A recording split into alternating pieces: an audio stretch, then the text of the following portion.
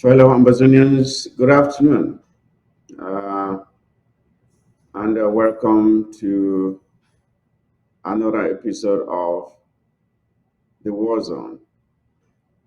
I know it's been a while that we had our program on. It's not been due to any reasons that we could avoid, or rather, it was because of reasons beyond our control. And for 2 weeks now, we've not been able to have The War Zone. But I'm happy to come to you today, though not on a very pleasant note. But it is important that at least we meet again and talk about what has been happening in the struggle for the liberation of the Southern Cameroons and Ambazonia. And of course, today is Thursday, uh, uh, July the 21st, 2022. Again, I'm glad to have you watching the show today. I hope we'll make the best out of it.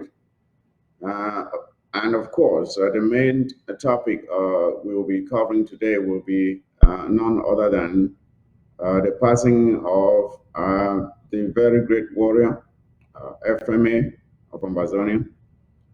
We will take a look at how he passed and at least offer our tribute to him. He made us proud, and it is but normal that we acknowledge his contribution towards the restoration of the independence of the Southern Cameroons and Ambazonia.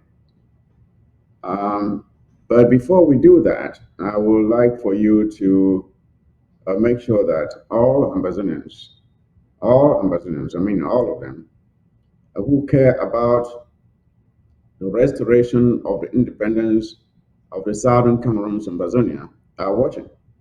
We have to make sure that we all come together and acknowledge what this great fighter, this hero, did and pushed us very close to our destination. And it is now up to the rest of us to finish what he started. But while we do that, and while those who handled him were not careful enough with him, it is but normal that we accord him the respect that he deserves. I will therefore call on you to share the link and to invite as many people as possible to join you and to join us so that we can together do what we can to honor this great man. I will have with me on this panel today Comrade Oliver Assar will be joining me, and Chairman Mas will be joining me as well. And of course, Bishop John will be here as well, so that we can all remember FMA. So I will wait for you to make sure the numbers are increasing. Please, can you share the link, make sure the numbers go up so that we all invite all Ambazonians to join us. And while you do that, I will go through some announcements here, so that by the time I'm done with these announcements, I believe at least 500 persons will be watching, so that we can start the show proper. Yeah, the first announcement will be this. You remember that there is also this program that we had initiated, the countries and regions had initiated the MPFF award, where we acknowledged the best fighting force each month, and we give them a token of appreciation.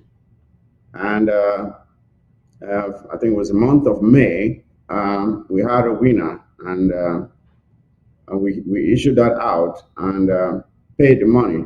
But since we've not been able to come on air, we were not able to read the acknowledgement of the receipt of that money that was sent. So let me see if I can get the audio that was sent by uh, General Bush Rambo. Let me see if I can find that. Um,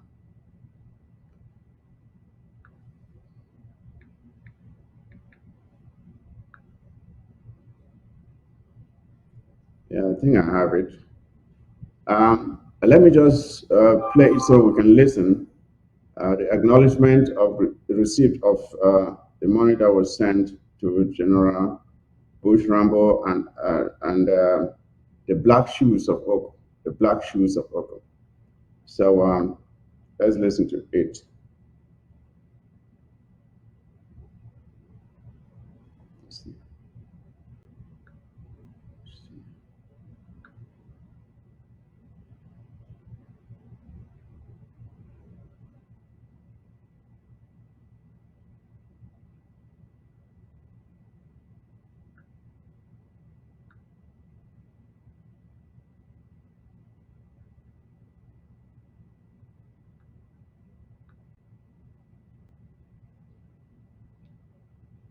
Bush Rambo for okay.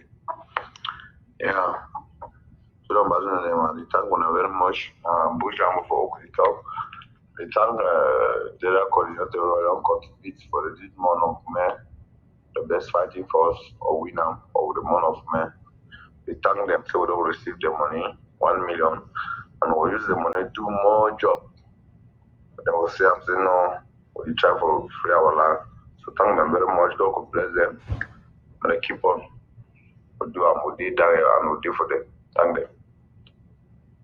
Okay, so that was the acknowledgement that came in from General Bush Rambo, acknowledging the receipt of the 1 million amber that was sent to them in appreciation of. So that by the time I'm done with this announcement, in appreciation of the great job that they did, and one of the items that will be covered today was the trophy that was supposed to go to the winner of the month of June.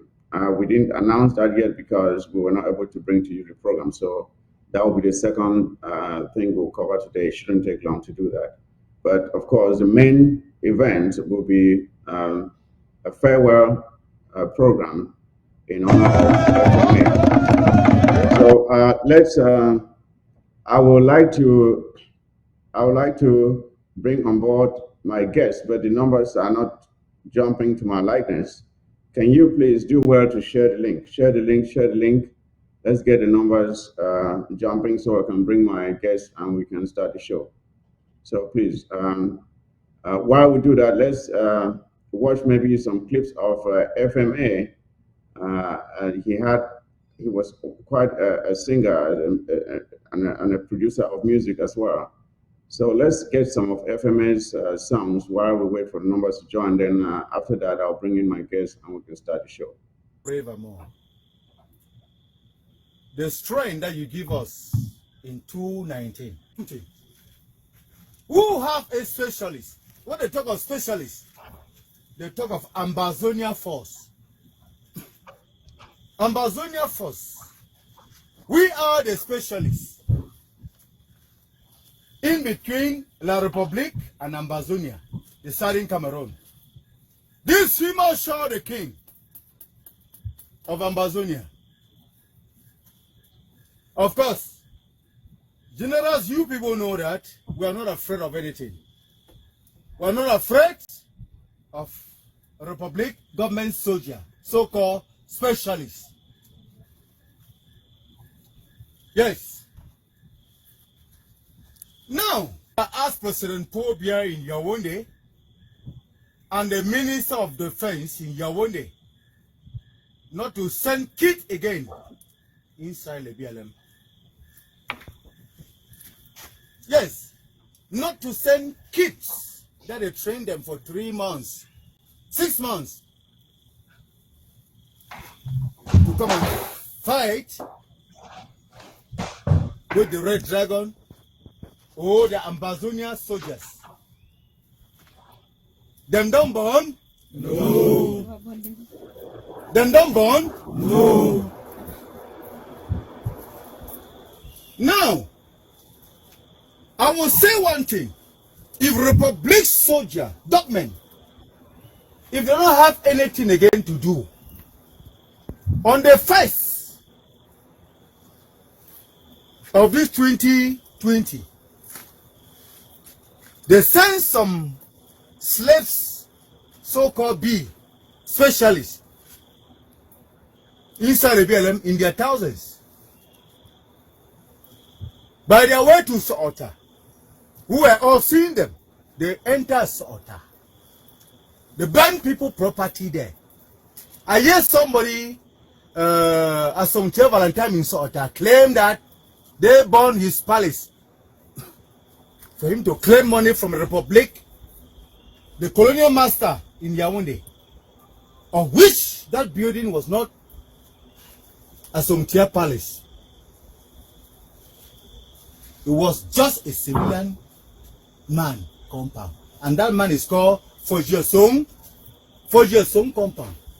That they be the colonial master soldier. They burned that day. But you know something? On their way back, the dragon will visit them. The red dragon visit them. Of course, you cannot do all that type of atrocities inside the BLM and you think you will go free. You will not go free. Ambazonia people have suffered for long. For long, more than 50 years ago. I thank Papa Ambassador Fosom that give us this dream. Who gave us the dream? That we can fight to possess our possession in our own land, in our own country, Ambazonia. Now, I want to share something with all my brothers, all the generals in the whole 13 countries inside Ambazonia land. We're in the last fight. For Field Marshall, I cannot train people and people come and capture the Field Marshall the king in Ambazonia land. No way. Wanna believe? No. No way. I say Republic, my last. Now, the Republic people, they see me, I resemble them. They are resemble Republic people. I don't resemble them at all. Because that country is a frauding country. We fight for justice. The Republic fight for destruction. And that's why an injustice, that's why we call them hopeless set of people. Hopeless set of people.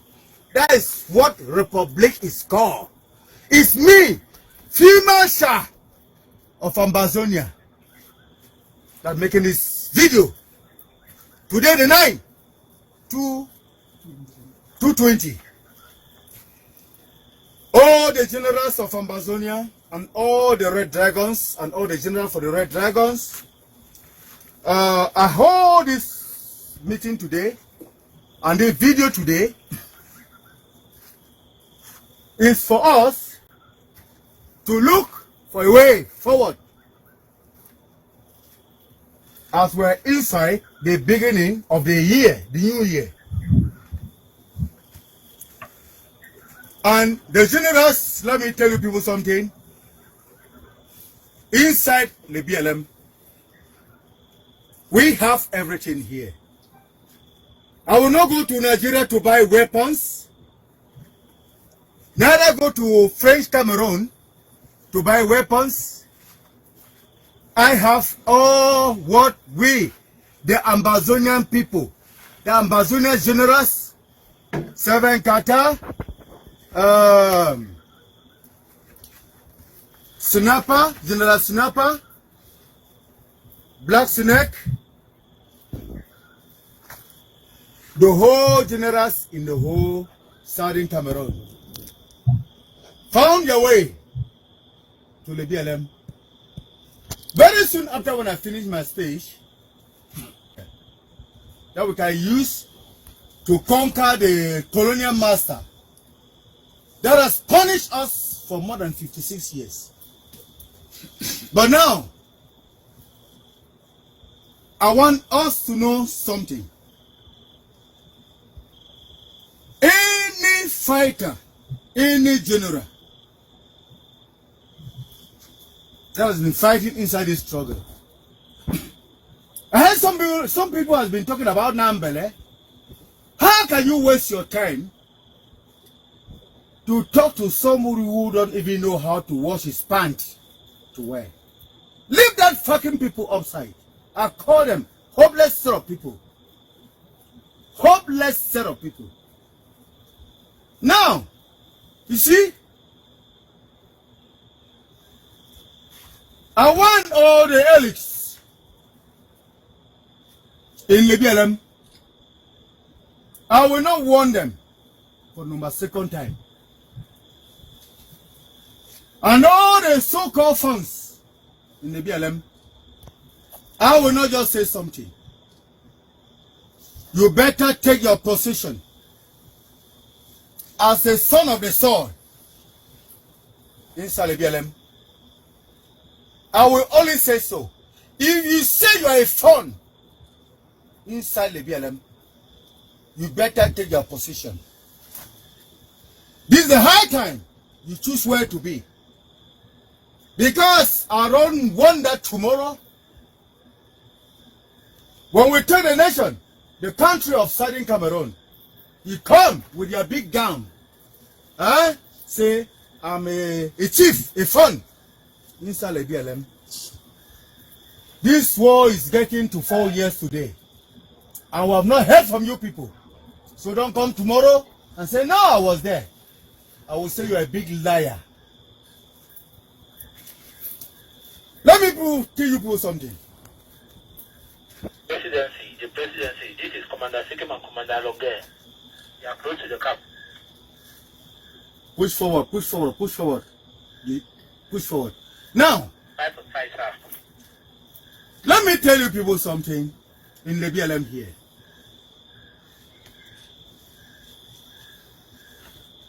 Maintenant, je vais aller en français.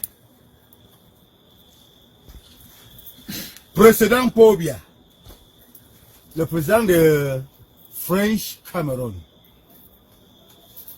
Je suis le Fimacha, qu'on se connaît très bien.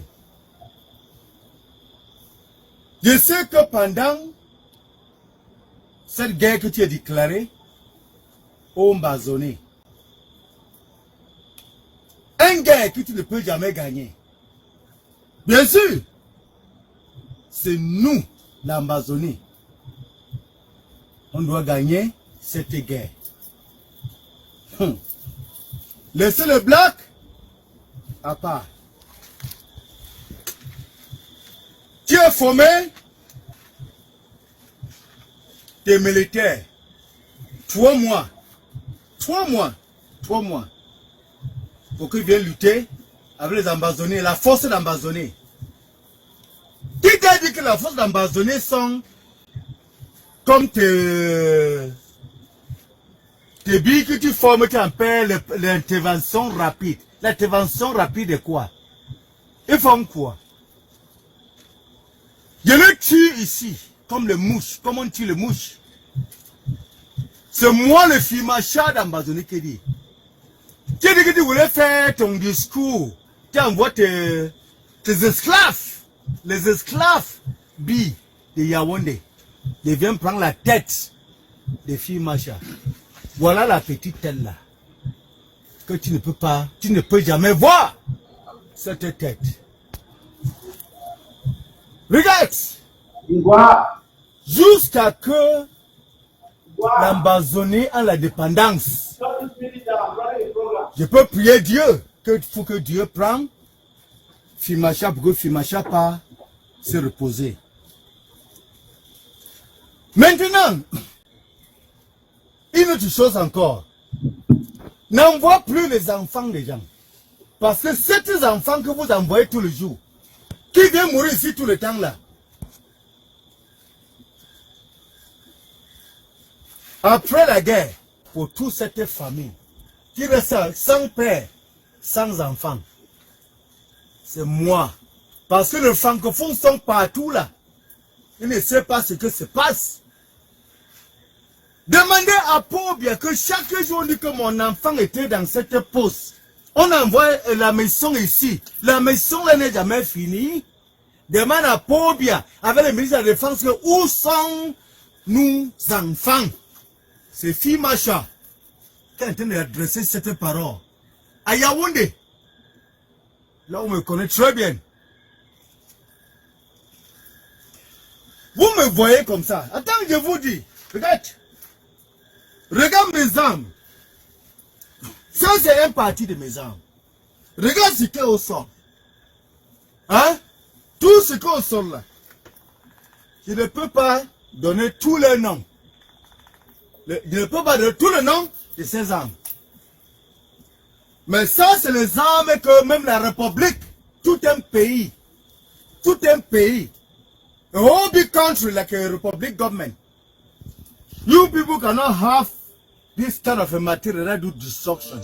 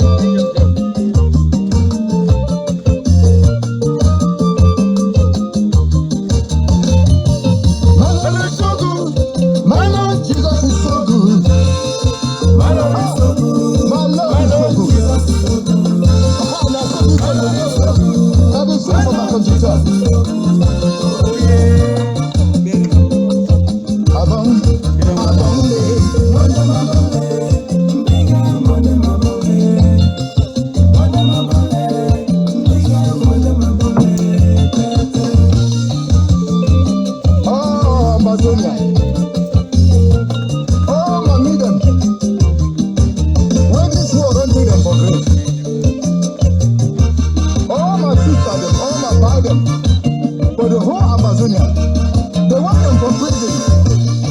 Oh, Papa Chasang for Gonde prison. Father, family, God bless you, Papa.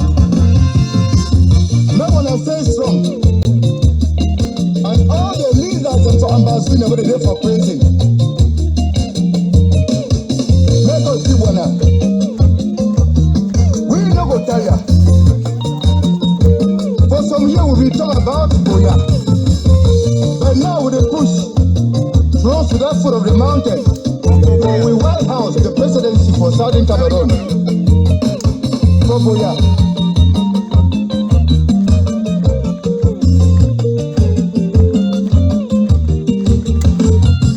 We get some focus. All the leaders, they made a focus.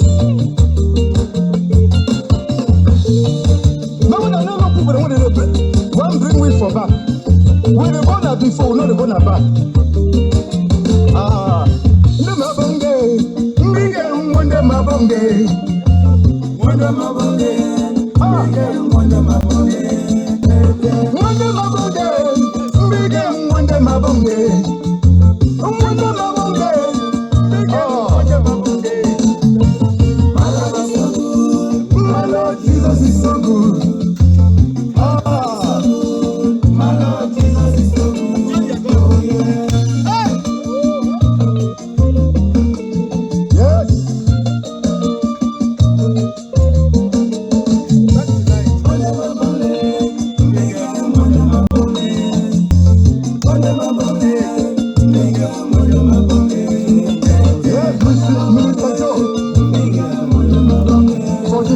For Ambazonia. For Ambazonia. May God bless you. Mama Aringa. Oh, when I sound strong. May God bless you.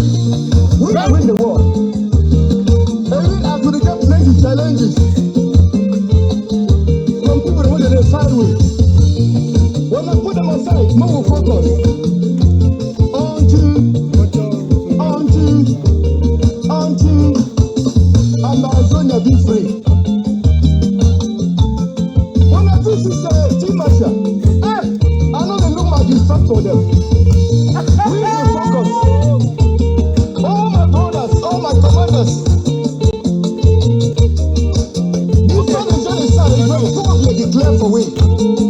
We get for focus. On to Moriboya. They say that the cake can go. For 3 hours.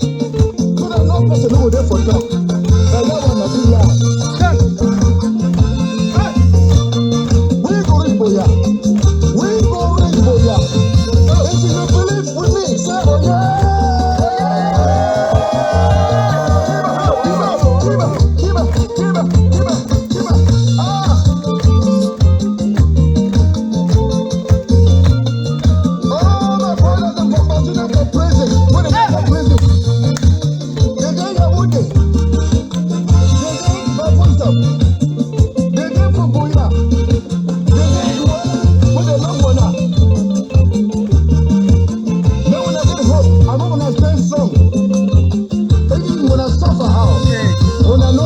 One day,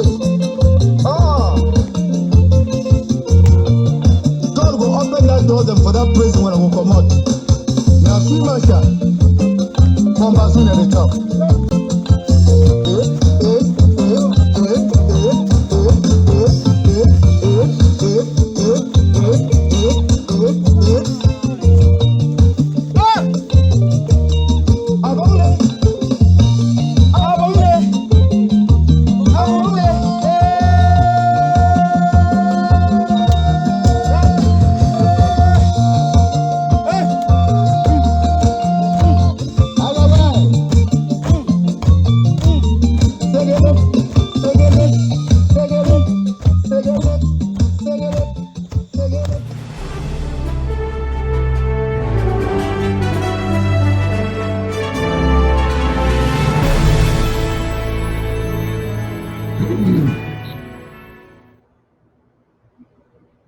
Yes, indeed. That was FM the King doing what he knows how to do best. Multi-talented singer, fighter, and a leader, I should say, because he was a great leader. Else he would not have been able to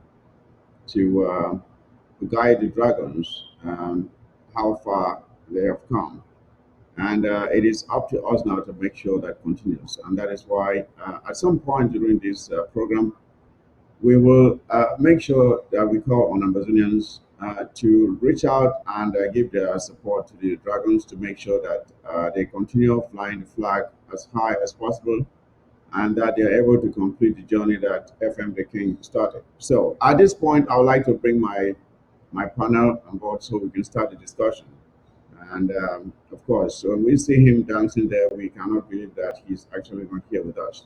So I would like to call on Comrade Oliver. Are you there, Comrade Oliver? Are you there? I'm here. Can you hear me? Okay, I can hear you and I can see you bright and clear. Welcome to the All war right. zone. Mhm. Yeah, and I would Thank like also to bring, I would like to bring on board Bishop John. If you sign on, please, can I see you? Yes, hi. Thank you very much, Comrade Yes, Mike. I'm very glad to be here. I greet everybody in Bazonia. thank you. Thanks for being accepting our invitation to be on the show today. And of course, Chairman Mas, if you're there, please, can I hear you? Uh, Chairman Mike Fusi, I am very happy to be on this show today. Not very happy, but happy. You understand what I mean? It's Yeah, I a know. sad day I know. for the BLM and Mm. for FMA, but we're here to talk about him and the Red Dragons, and hence the reason why I'm in red to represent the Red Dragons. So, Okay, uh, well, you're in yes. red. You're in red. I'm in black. So Good. Well, I guess we convey the same message in different ways. Um, Yes. yes. Let's get started because we are a bit late, and we apologize to our viewers. Um, let's talk about the man FMA, the king. The man FMA, the king, Field Marshal, the king of Ambazonia. Um, a proud son of Fontaine, um, a father, a husband, a son, a brother, a patriot, a warrior, and a freedom fighter who was, I should say, 1,000% dedicated to this cause for the liberation of the Southern Cameroons, Ambazonia.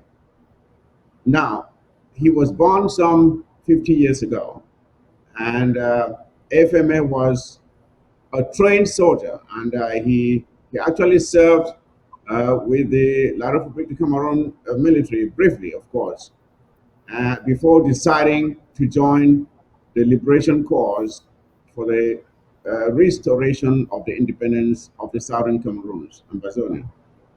Now, sometime in 2016, to around late 2016, he was willing to abandon his struggle.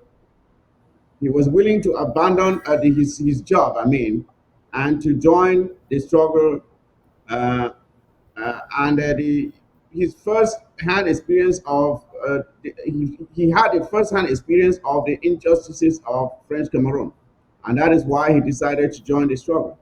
Because when you live in La Republique, you cannot miss to notice how Southern Cameroonians are treated in that territory. So he decided to abandon his job, a lucrative job for that matter. And after joining the liberation struggle, FMA established the Red Dragons of Lebialem, a formidable fighting force whose exploits soon became apparent, especially to the invading soldiers of La Republic of Cameroon. The Ambazonian people, and of course the war at large, noticed his brilliance at the war front. Now, I would like here to to have us, the panel, give our own testimony of our interactions, because those I have on the panel today are those who know FMA personally. Those who have interacted with him, they know him personally, a friend, co-worker, fellow patriot, to express to Ambazonians what you know of the man, Field Marshal the King. I will start with you, Bishop John. Can you tell us who Field Marshal was? When I talk of the Field Marshal, I smile, even though it is sad. I'm supposed to be crying because it's gone.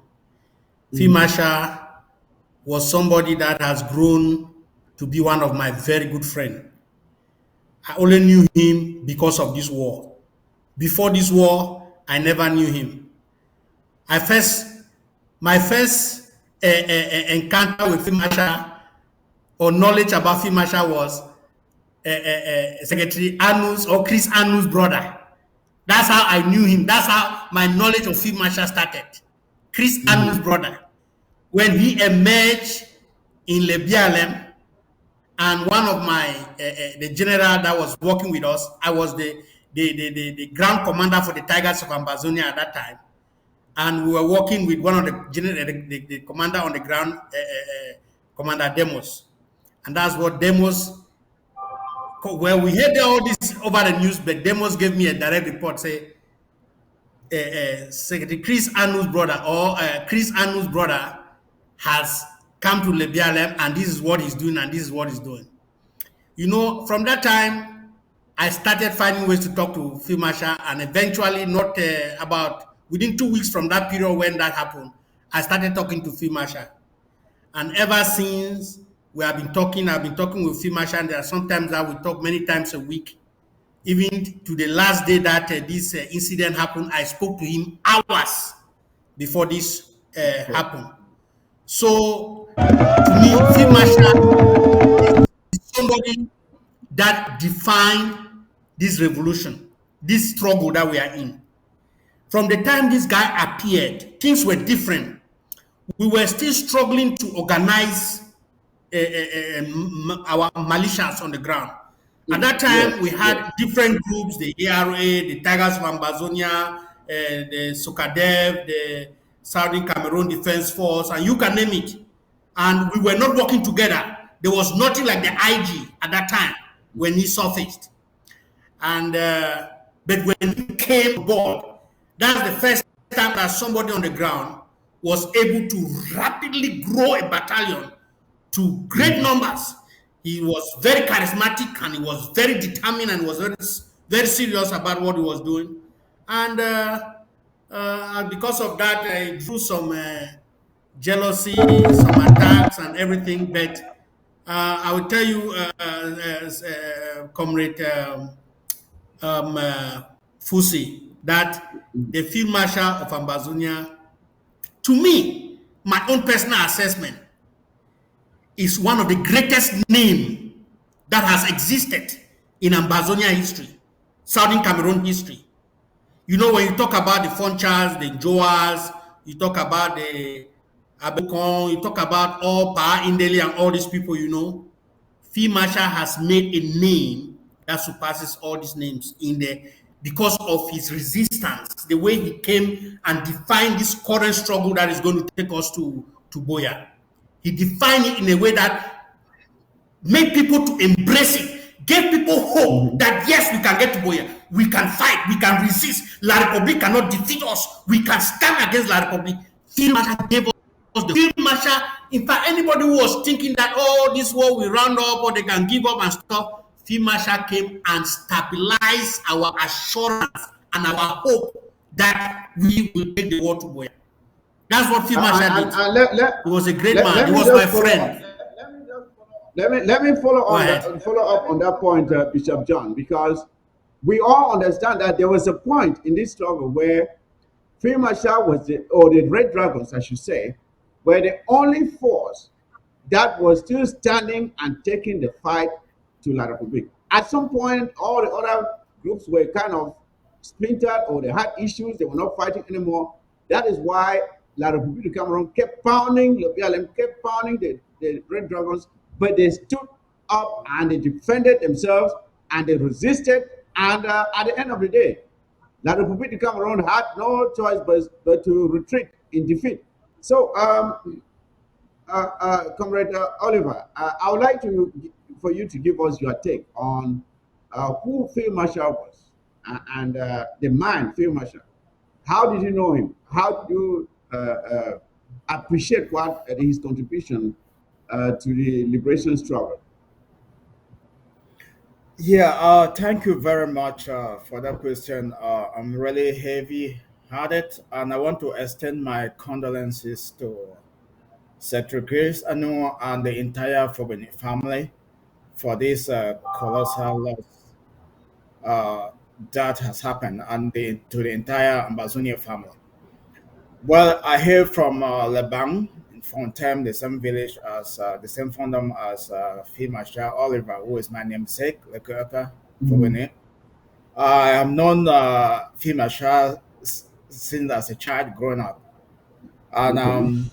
I will not be labeled with all the childhood stuff. But one thing stands very clear to my mind. Field Marshal is someone that is determined. If he and he's lawyer, if he wants to do something, you can take him his word to the bank. Mhm. And I remember him being the bodyguard, the lead bodyguard of the Fontem G4, the fund that passed before this one, Okay. and defended the interests of the fund vehemently. And I take it on a personal note. Back in 2014, at the funeral of my father, there was some confusion over there that the fund was not attending the funeral, but he wanted some particular place not to be used by, that was built by another chief, not to be used. Mm-hmm. Mm-hmm. All of us, the chief bodyguard, of course, came there and tried to assert that was supposed to be maintained, and there was quite some commotion. I'm bringing that Mm-hmm. point to let you understand how a lawyer and steadfast Oliver is when he wants to deliver Mm-hmm. something. And he Okay. took the same, that same energy, that same steadfastness, that same valiant attitude to Ambazonia. You want to remember that when the struggle started, we were suffering, the Amber forces were suffering from lack of, wanton lack of arms and munitions. Yes, And resources. it was Field Marshall that created Fontaine Le Français, Mm-hmm. The and Francais. Yeah. and that now different. So he created all these instruments, ammunition, so they were able to fight no the La Republique terrorist soldiers, and he was able to now train soldiers from other areas of Amazonia, not just in Mm-hmm. warfare, but the idea of creating and fabricating these arms that These were very tools. instrumental, and the tools have been like that one that you're showing there. That there you go. Yeah. That Yeah. have been Yeah. very instrumental to the struggle, and that shows you the creativeness of the Field Marshal, the king, a talented person, like you said earlier, Yes. not just in warfare, living in the bushes. He is still able to compose music. He's able to find Yeah, time yeah. Just to, hold that thought. We'll come to that later. Let yeah, me just get you our, see? yeah.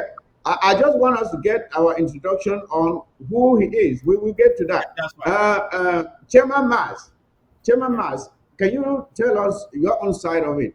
How did you know FM the King? Did you grow up with him? Was he a friend, or you met him in this struggle? Can you tell us? Well, FMA, thank you for that. Thank you for the other members of the panel who've spoken. FMA was a very, very talented person. When this struggle started, there is someone called, who is of late now, called General Ruma.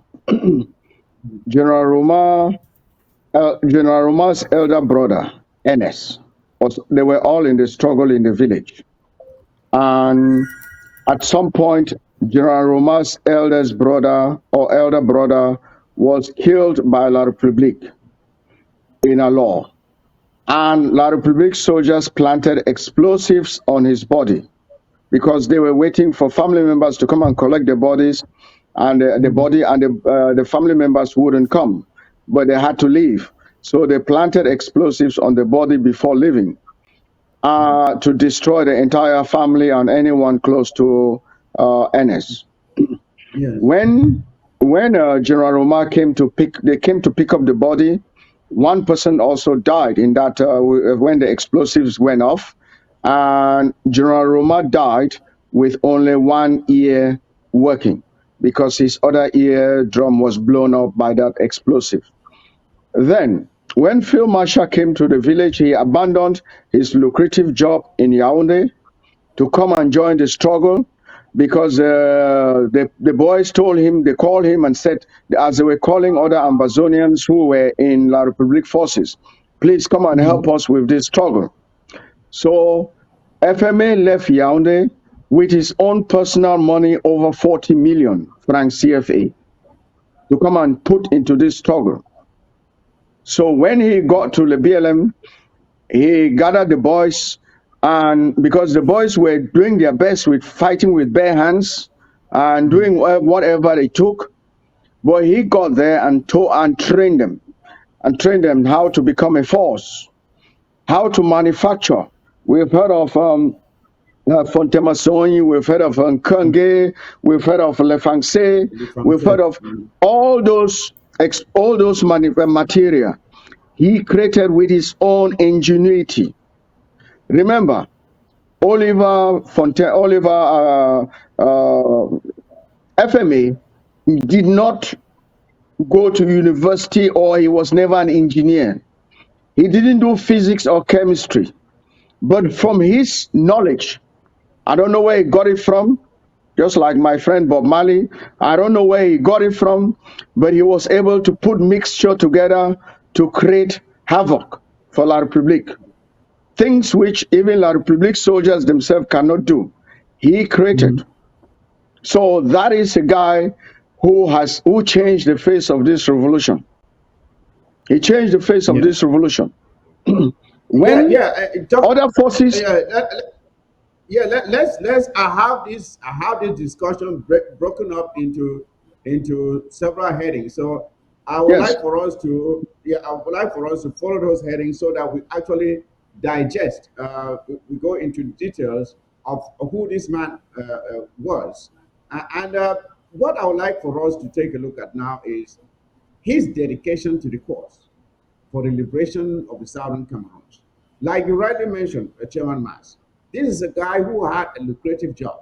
He had a decent salary in La République du Cameroon of a good rank, and he decided to abandon all that. It's not like some people who just get into this struggle, they don't have a job and they just see it as a source of income. He had a job, a decent one, of course, and he decided to abandon that, go to Lebanon, establish the Red Dragons, and funded it, as Chairman Master said. And this is a guy who could have stayed in Yaoundé and lived comfortably without any problem and retire comfortably with a decent income. But he left his job, went there under threat of the risk of war, with death as ever present. Because when you're at war, you know you can die at any minute. And eventually, of course, we know that he succumbed to that. He has paid the ultimate price for that service that he was willing to render to Ambazonians. If this is not a real patriotism, dedication to the cause of the liberation of the Southern Cameroons, I don't know what it is. So let us look at his dedication, his willingness to abandon his comfort, to abandon his comfortable life, go into the jungles and live in the bush with in a hostile environment, not a decent bed to lie on, not enough facilities that you have in a normal house that to give you comfort, electricity, pipe on water, and all that. He decided to abandon his decent life to go and sacrifice himself for our cause. So I'd like for us to take a look at this dedication. What drove him? What inspired him to be so dedicated and to be able to spend, I think it's almost 6 years now, in the jungle, fighting for the liberation of the Southern Cameroons. Uh, uh, Bishop John, I would like you to take a dig at this first. The Okay, dedication of the thank you man. very much. That's a very one important point, Comrade Mike, that made the Field Marshal of Ambazonia a unique warrior than many other warriors that we have in Ambazonia. When Field Marshal came into this war, he came into this war 100%. He abandoned his family. He abandoned his wife and children. He told me, John, look, I have wife and children that I have not seen. And sometimes he will get money. He tried to use that money. He don't even care about sending the money to his family. He care about trying to help fighters or using that money for the revolution. And you see, Field Marshal is one of those commanders who have really lived long. If it was left, if not that, if we had traitors or betrayers or evil people among our ranks, La Republic will never get Field Marshal. He will live on Tiboya. No. You know, and it's because the guy was so committed and he was doing everything that a guerrilla war or fighter must do.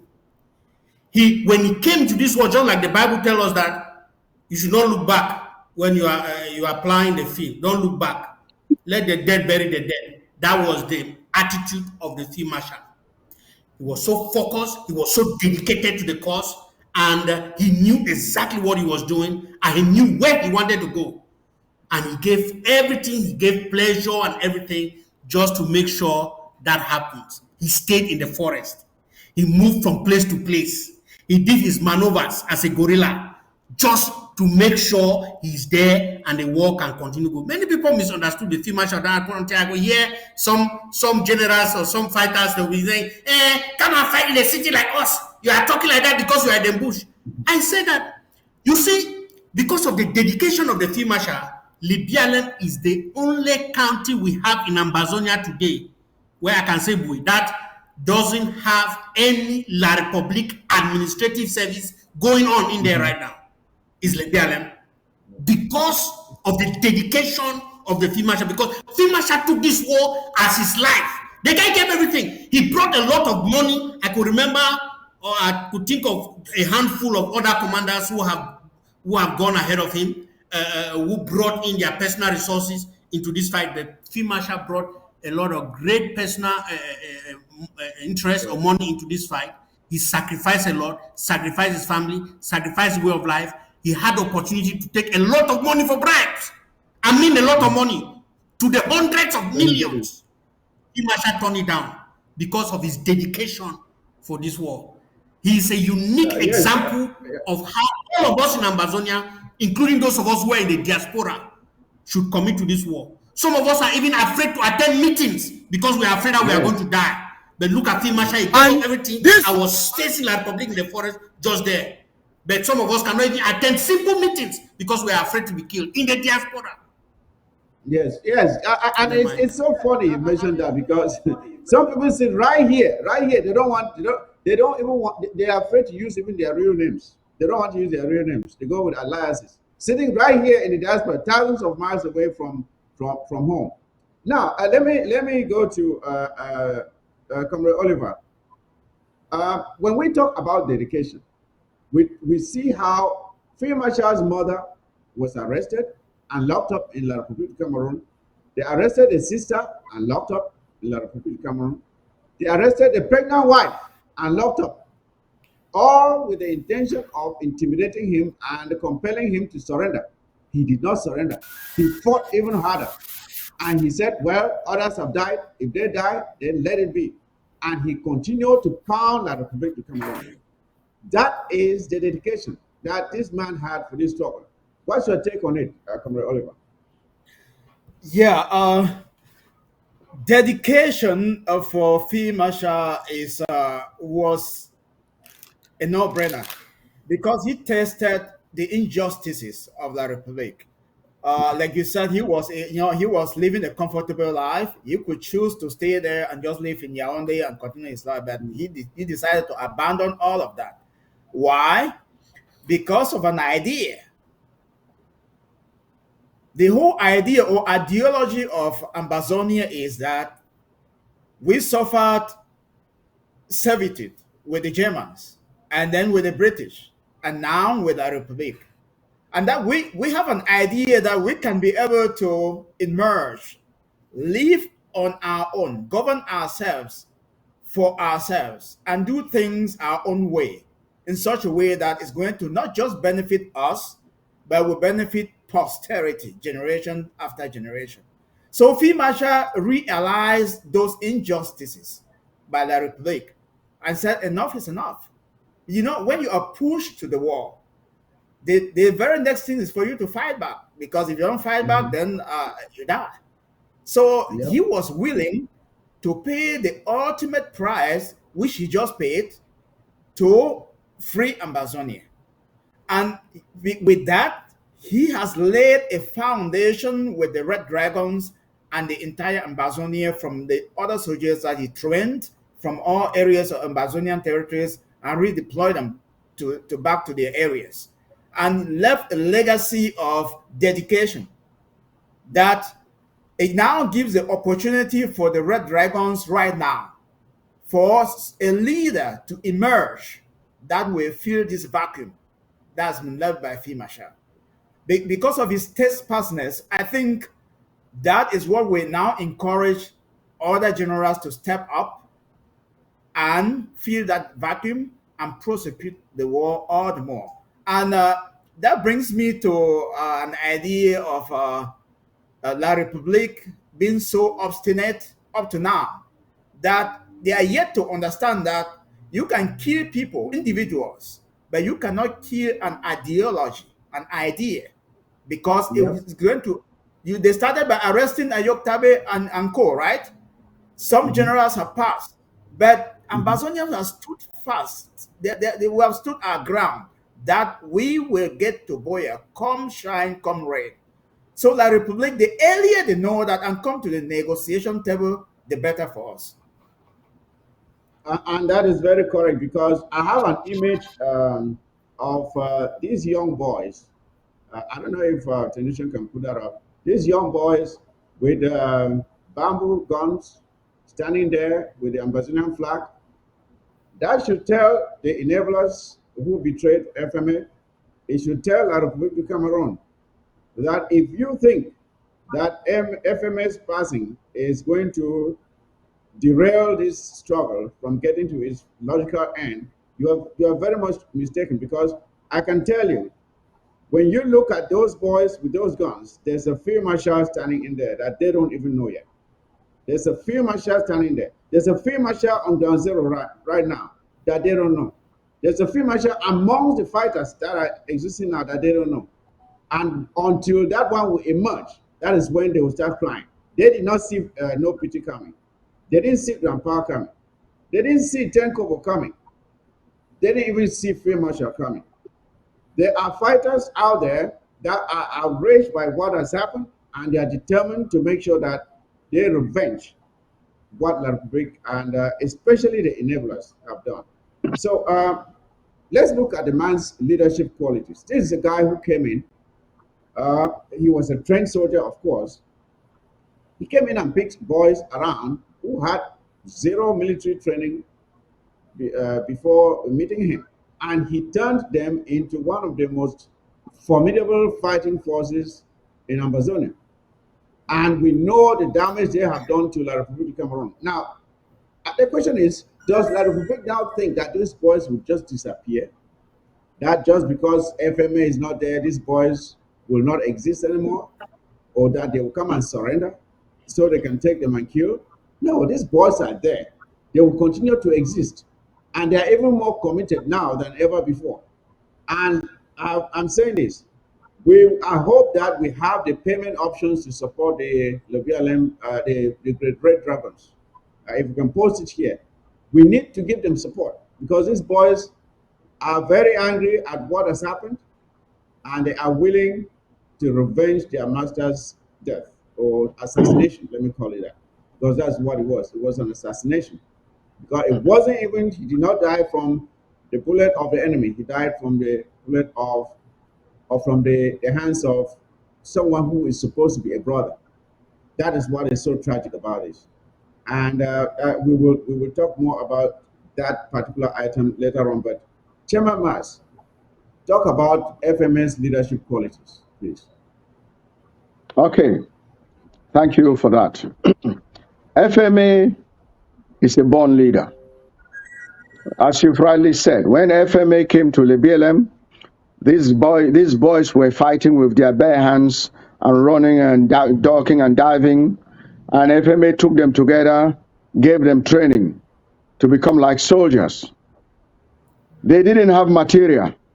FMA took them that we will go into manufacture.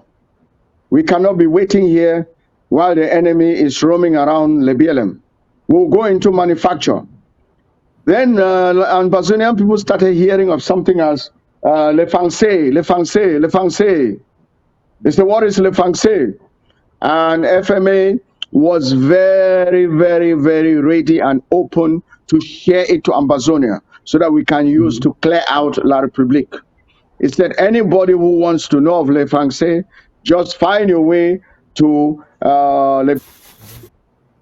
Yeah, yeah. This video that you played earlier on, he said, we don't need material from Ground One. We don't need material from La République. We've got the material in Lebielem. Mhm. We will manufacture them and share them out. And that's exactly what he did. He was a master leader. He was a born Yeah. leader who knew how to lead his people and give them exactly what they needed to do the job. Give them the tools that they needed to do the job. at the least cost, so it doesn't cost them any much than it needs to. They don't need to travel to ground one. He put them together and trained them. These boys, people who were fighting with their bare hands, they now became the nightmare of La République. When La République heard of the Red Dragons, I remember an incident where La République soldiers were controlling one checkpoint. Were at another checkpoint, or they were up the road. And when drivers come, the La Republic soldiers will say to them, "Are those boys still there? Are they still there?" Because they were pissing in their pants. They didn't want to face them. And all that is thanks to FMA's training and giving them the courage. It's not just training, it's giving them the courage to be able to face the enemy. Some of the people who joined the Red Dragons, some of them did not join to really fight. Some joined because they wanted to come to belong to the Red Dragon and get that fame. But FMA Yeah, turned them yeah, to soldiers. It turned them to yeah. soldiers that La République heard of them, and the hearing of them, the La République bees were pissing in their pants. And Absolutely. they may think that FMA is dead. Yes, but more FMAs have been born. More FMAs have been created. And let them just wait. If La République ever thought that normalcy will return to the BLM, as I hear some elites saying, it's just a matter of time. We will see who is going to run the BLM, whether them or us. Who owns the land? That is the question that every time Secretary Chris is asking through the music. Who owns the land? And we'll see who Yes, owns the land. Yes. exactly. Exactly. Exactly, Chairman Mas. Yes, let us look at FMS. I know we've mentioned it, but let us look at his ingenuity. His ingenuity. Not only did he get these boys, train them to become soldiers, formidable soldiers, but he taught them how to produce their own material, their own tools, because this is so cost saving. We know how much money we have we have lost in this struggle because people took money and they said they wanted to go get stuff from ground one or whatever, and this money got lost. We have lost a lot of money.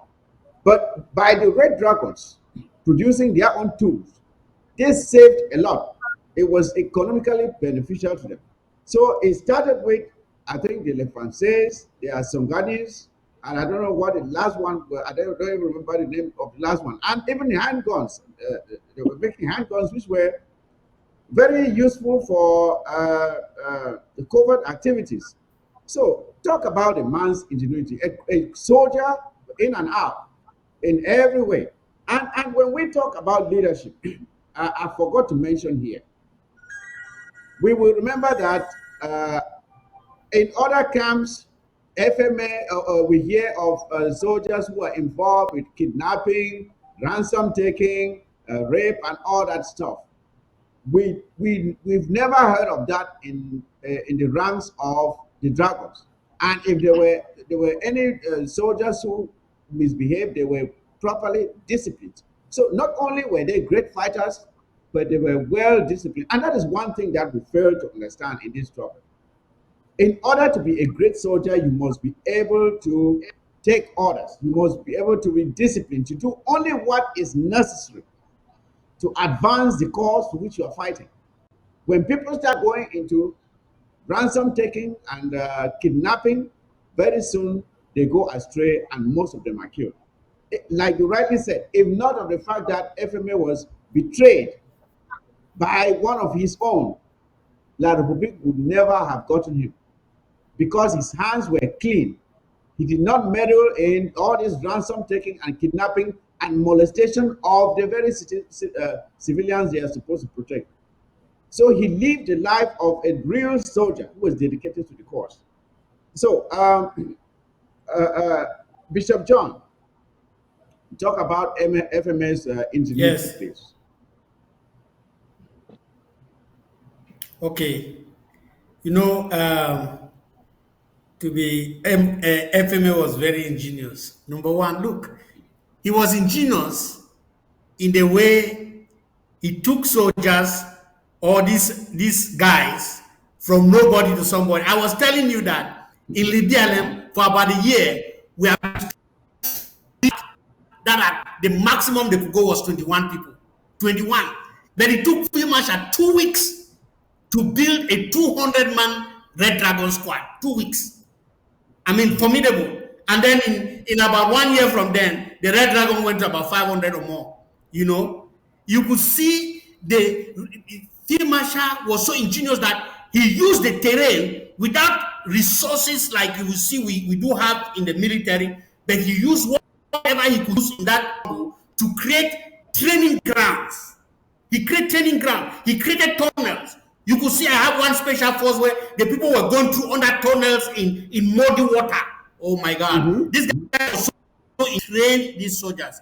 And the people who really wanted to fight, who really wanted to become soldiers, stuck with him. Some other people took it like it was extreme because they didn't know what it meant to be a soldier. But Field Marshal was very ingenious. Now, there's something about the ingenuity of Field Marshal.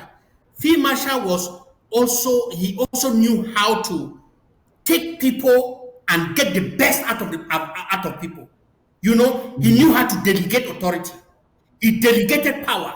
He was able to find the best. You know that those weapons that were created were not created by Field Marshal. These were people who have been existing in Ambazonia. But Field Marshal was able to bring them to Libya and then encourage them and was able to get the best out of their engineering for us to get what we were getting.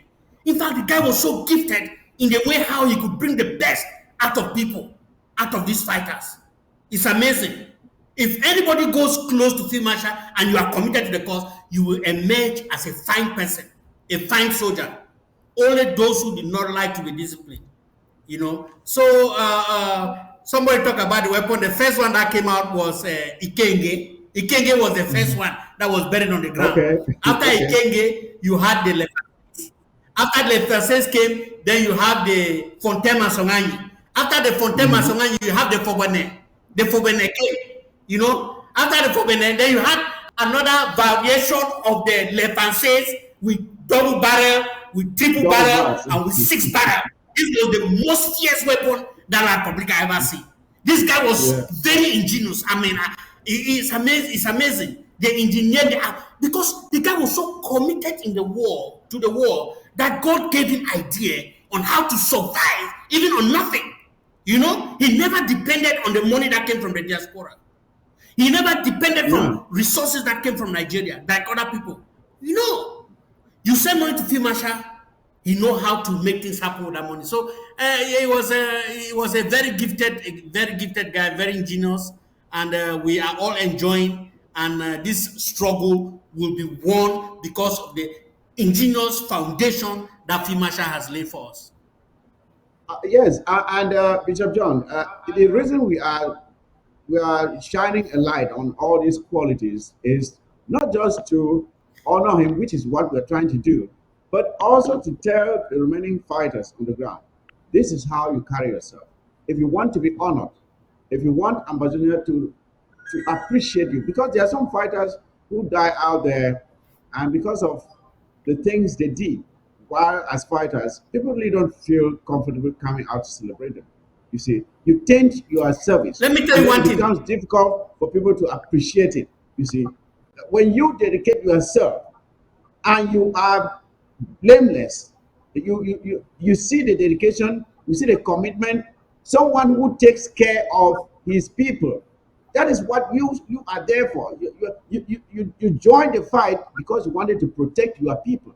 And that is what you should be doing. You should not turn around now and victimize the same people you say you are fighting to protect. That is what we want our fighters to learn from these examples that we are shining a light on here. Chairman Mike. I know. Chairman Mike, on that point, there's something, please. Finish your thought before I go to Comrade Oliver. Yeah, you know, I have seen commanders in Ambazonia, or I have seen ARF in Ambazonia who know how to do something. But they are very selfish to pass that knowledge on to others.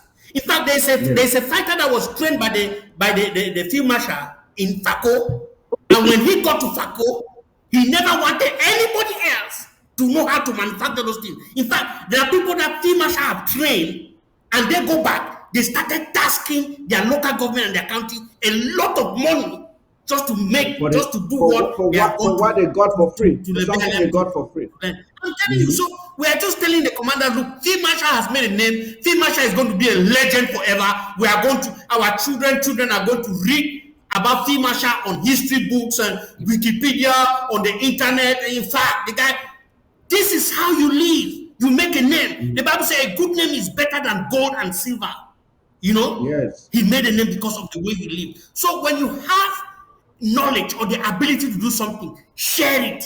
Share it with other people. That's how it is going to create value. Field Marshal is very valuable today, or he has left a legacy today because he trained people. He passed on to others what he had or what he was able to get. So that's the unique thing about Field Marshal. He was not selfish. And he was not afraid that somebody was going to come and take over him. He was not afraid of that. He was not afraid that anybody is going to make a name better than him. No, he's not. And the Amazing. more he shared, the more he became loved and appreciated. That is one thing they need to know. So, and what I want to say here is this, and that is, this is something about the leadership, which even our leaders need to know. When you look at leadership, it is not the person who is able to amass the most wealth that is appreciated. When you look at names like Martin Luther, when you look at names like Nelson Mandela, when you look at all these popular leaders that are praised today, it is nobody cares how much money they had in the bank. Nobody. But these leaders are praised and honored. When you talk about Thomas Sankara, he wasn't a very wealthy person, but there are people who amassed a lot of wealth, like Babangida and the likes. They are not praised. Nobody's praising them. But when you serve your people selflessly, that is what is important. Comrade Oliver, I want you to talk about uh, FMA as the artist. He was Yeah. he produced music, good music, and he entertained his soldiers and he entertained Ambazonia with his music. Now, tell me about it. How did he become so? And his genre of music was from warrior music to religious. It talks about, it tells us about the philosophy of the man, FMA. He was, it shows that he's someone who was a soldier, not because he loved killing, but because there was a reason why he was fighting. It wasn't because he was a violent person, but because he was fighting to defend his people. He was a religious man. He believed in justice. We listened, we saw him on one of his audios there. He wanted justice, justice, and that is something that people always talk about. Oh, we just want peace. Let's just have peace. You cannot have peace in the absence of justice. When you have justice, you have peace. The prerequisite of peace is justice. Just have justice and everything will be okay. Because people always turn to violence when they feel that they've been cheated, they've not been treated well. That's when violence comes in. So, Comrade Oliver, tell us about the artist FMA. Yeah, it's interesting that you asked me about that because I'm a singer, a songwriter, and author Okay, myself, with about 26 songs released. And at the present moment, I'm wiping my tears in working on a dirge for Field Marshal. So that will be coming along the line, you know. all right. So, Field Marshal, when you talk of faith, if you want to succeed at something, you must believe in it. You must believe, and there's always a supreme being that is guiding you, so long as you believe in that supreme being. So, Field Marshal, his family, for instance, is very gifted in music. You have the younger sister, Berries, that Bizarra was locked up in the dungeons of Kunenge. She is a gospel singer. You even Okay. have the younger, the other younger sister of him, Asha Ansila, who is coming up as a singer as well. So he himself. So that particular family. You also have the cousin Rosanna, who is a gospel singer. So you have the family is gifted in singing. You know, when you have talents like that, no matter what position, what situation you are in, it stays with you, right? Because you can imagine that someone like Field Marshall in warfare, living in the bushes, was able to do music. I've always thought to myself, how did he get to the studio to record this music? I've never been able to answer that question. Hmm. And then when you listen to the songs, you are hearing about no things about justice, like Comrade Mike just said, about peace, about warrior. Because as you rightly said it, Mr. Fossey, you cannot have peace without justice. It's just impossible. You have to have justice, and then there's peace, because there's inner peace, which is the most important one that leads to the outer peace that we can talk about.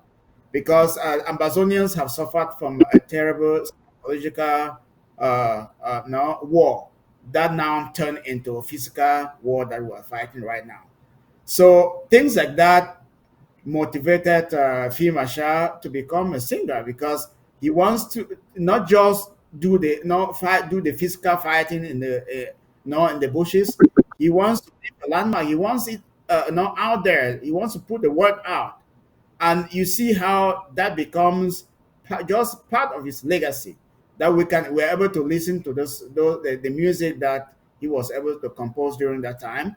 And you see how, when you are looking at the videos, you see how the music, he used that to motivate and inspire Yes. Hmm. the soldiers, because the Yeah. soldiers, when you are in a stressful moment, you are in the war field, you need some distraction, some Yeah. recreational activity that will be able. Look at him dancing there himself, because he Hmm. does not just say it, he does it. So Yes. the other people get to emulate from him. And that, I think, those moments, music is the food of the soul. Being the food of the soul helps you to drive the rest of your inner peace, and which now translate to your outward movement, and you can be able to accomplish so many things.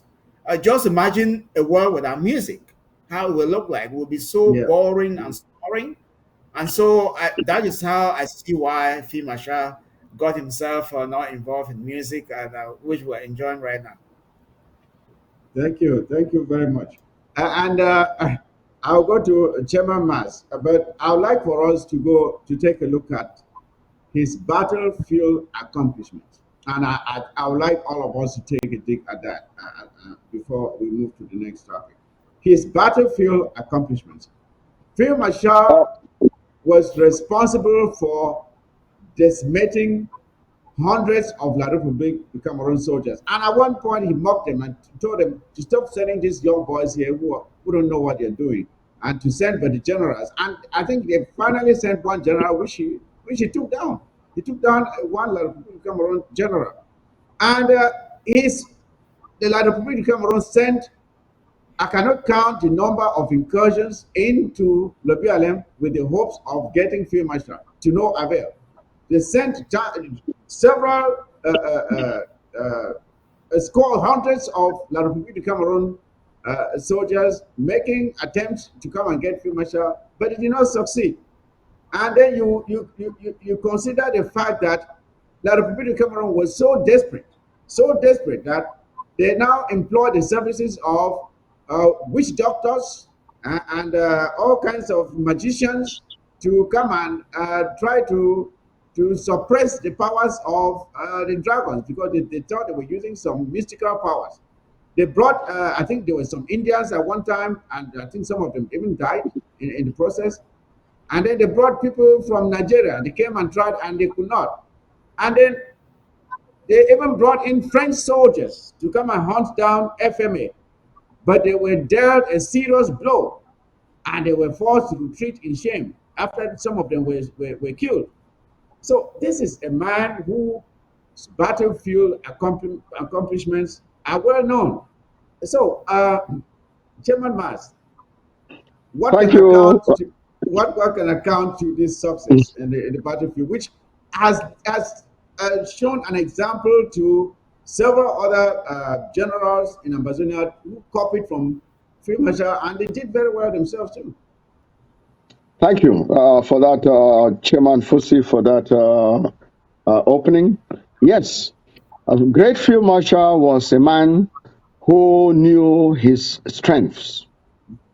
And at one point, as you've rightly said, he advised La Republique to stop sending these young boys who don't know what they're doing. Because the boys that Field Marshal has trained, or the boys that he trained, were doing a better job than those ones. Yeah. That they should send proper soldiers to come to test their skills. And they even sent a general who was killed, who was taken Yeah. down. Yes. Remember, Field Marshal took down their helicopter. He Uh-huh. took down their helicopter using the tools that he manufactured. Yep. He took it down. His strengths, right? There was a time in Kumba when they heard that Field Marshal was coming. That weekend, all the parks, everybody deserted Kumba, We're including the gone. military Yeah. in Kumba.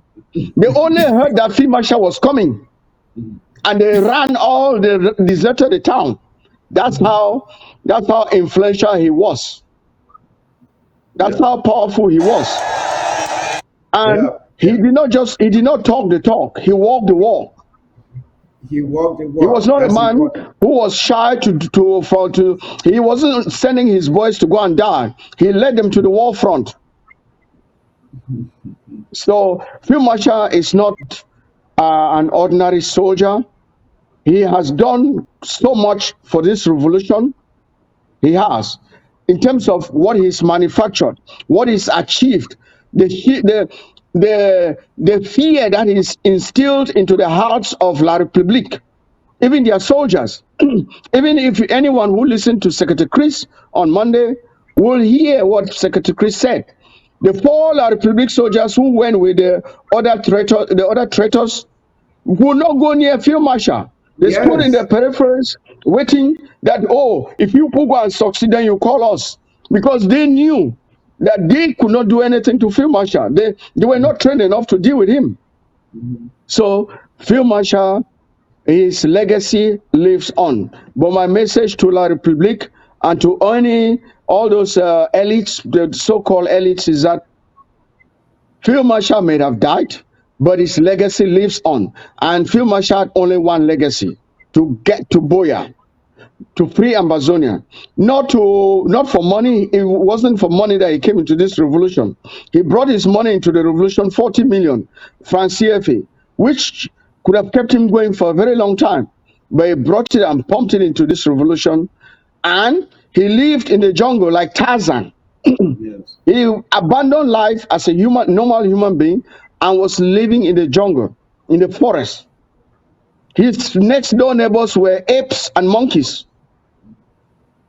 But he was happy to live there so that he can train his boys there freely, and they free Amberland, they free our That's land. true. Yes. Yes. So, Yes. Bishop John. You don't. I know you know this very well. That there was a time when I think the colonial governor, I think what's his name again? The colonial governor of the Southern Zone. What's his name again? Uh, uh, uh, what's this stupid man's name? I This will remember arrogant it. guy. I will remember it. Okay. He made an attempt to go to Le BLM, and he barely left that place with his life. And because the Red Dragons almost got him. And since he left, he's Yes. never been back again. I think at one time he picked a quarrel with Atanganji because Atanganji was telling him to go back there again. And he was so Yes. offended with Atanganji that you don't know what is out there. You're telling me to go back to Le BLM. Why don't you go there yourself? So he Yeah. wasn't Why willing to don't you go there go there because, yourself? yeah. So he wasn't willing to go back there because he barely got out that day. And the Red Dragons, when you mention the Red Dragons, the man will almost pee in his pants. So Yes. we know that even La Republic Cameroon soldiers, they were now paying their commanders, those who had money, were now bribing their Yes. commanders not to send them to Libya, to send them Correct. somewhere else. Even the Northern Zone, they were engaging now in bribery. The commanders were now making money from their soldiers who were bribing them so that they would not be sent to the BLM because they knew it was like sending them into the grave. to death. That is the No, it's true. That's implication. very true, Yeah, Chairman Chairman that, Mike. yeah. So, That's very Bishop true John, because yeah, if you wanted to say something before Bishop John comes in, yes, Chairman Mas, yeah, that is you very wanted to say true because go ahead. they knew the Republic soldiers knew that the BLM was a graveyard, and going there was that you will never see your family again. So they were actually bribing their bosses not to send me to Bamenda, send me to somewhere else, send me to Fako. Yes, Fako was like a hotel for them, yes. or Limbe. So don't send me to the BLM. When you did something wrong, your punishment was that you go to the You BLM. send you to the BLM. Yep. Yes. So what's your take on that, Bishop John? Your audio. Your audio, Bishop John. Audio. Okay, sorry, my mic was mute. There were Okay. many audios that were made by La Republic soldier praying and advising other soldiers that they should not even dare to go to Libya. Libya has been a no-go zone. In fact, you know that those soldiers who go to Libya, they are even afraid to get on a convoy to go to Chad. They are afraid Okay. because every time they leave at their base to go somewhere else, they know that it is a die or boom. That means they might not come back alive. They- So that's how deadly the Red Dragons have been. That just movement has been very, very frightful to the La Republic soldiers. You know that one time they brought they put the caterpillar in front, and they had a vehicle when they had to kill that high level military personnel of La Republic. Yes. Do you know that they thought that the caterpillar was going to protect the La Republic, but the Red Dragon used a single that is not an automatic rifle, but one of these long range, middle range rifle, single action or bolt action rifle, and they were able to pick that commander inside that caterpillar. Pump action. The caterpillar driver, sorry, they got the caterpillar driver, and then they were able now to get the commander through the windscreen of that their whatever they were calling armored car and kill that man right there. So the Red Dragon has created a name. You know, when the Tigers of Ambazonia was there, when anybody here, the Tigers are coming, people are scared. So the Red Dragon came and they replaced the Tigers. Yes. And they were more fierce. They were the baddest than the Tigers because of Field Marshal. And Field Marshal, he always told them. He didn't shy about it. He told them about it, that if you are coming to Libya, you are coming to die. And that's exactly what they did. You came to die. If you succeed to enter Libya, you stay in your camp. Anytime you go to the bush to look for the Red Dragon, you are going to die.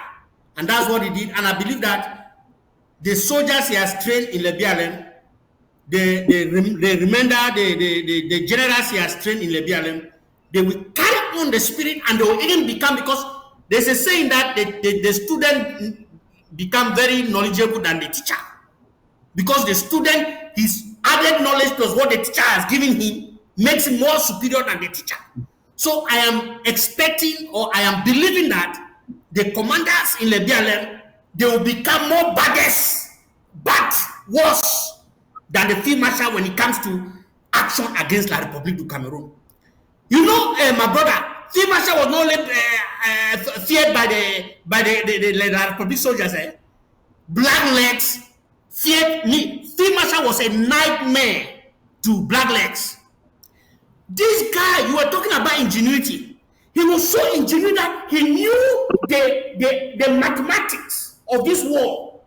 That Field Marshal knew that so early on, before we could even realize that the Blacklegs were a stumbling block to do, and Field Marshal started cleaning them up in Libya. That's why you see today Libya had been free of La Republique administrative district, because Field Marshal got rid of the Blacklegs. Yes. If every commander or every ROF did that in their local government, I'm telling you, Ambazonia would have been a different place. That black leg is a very big problem.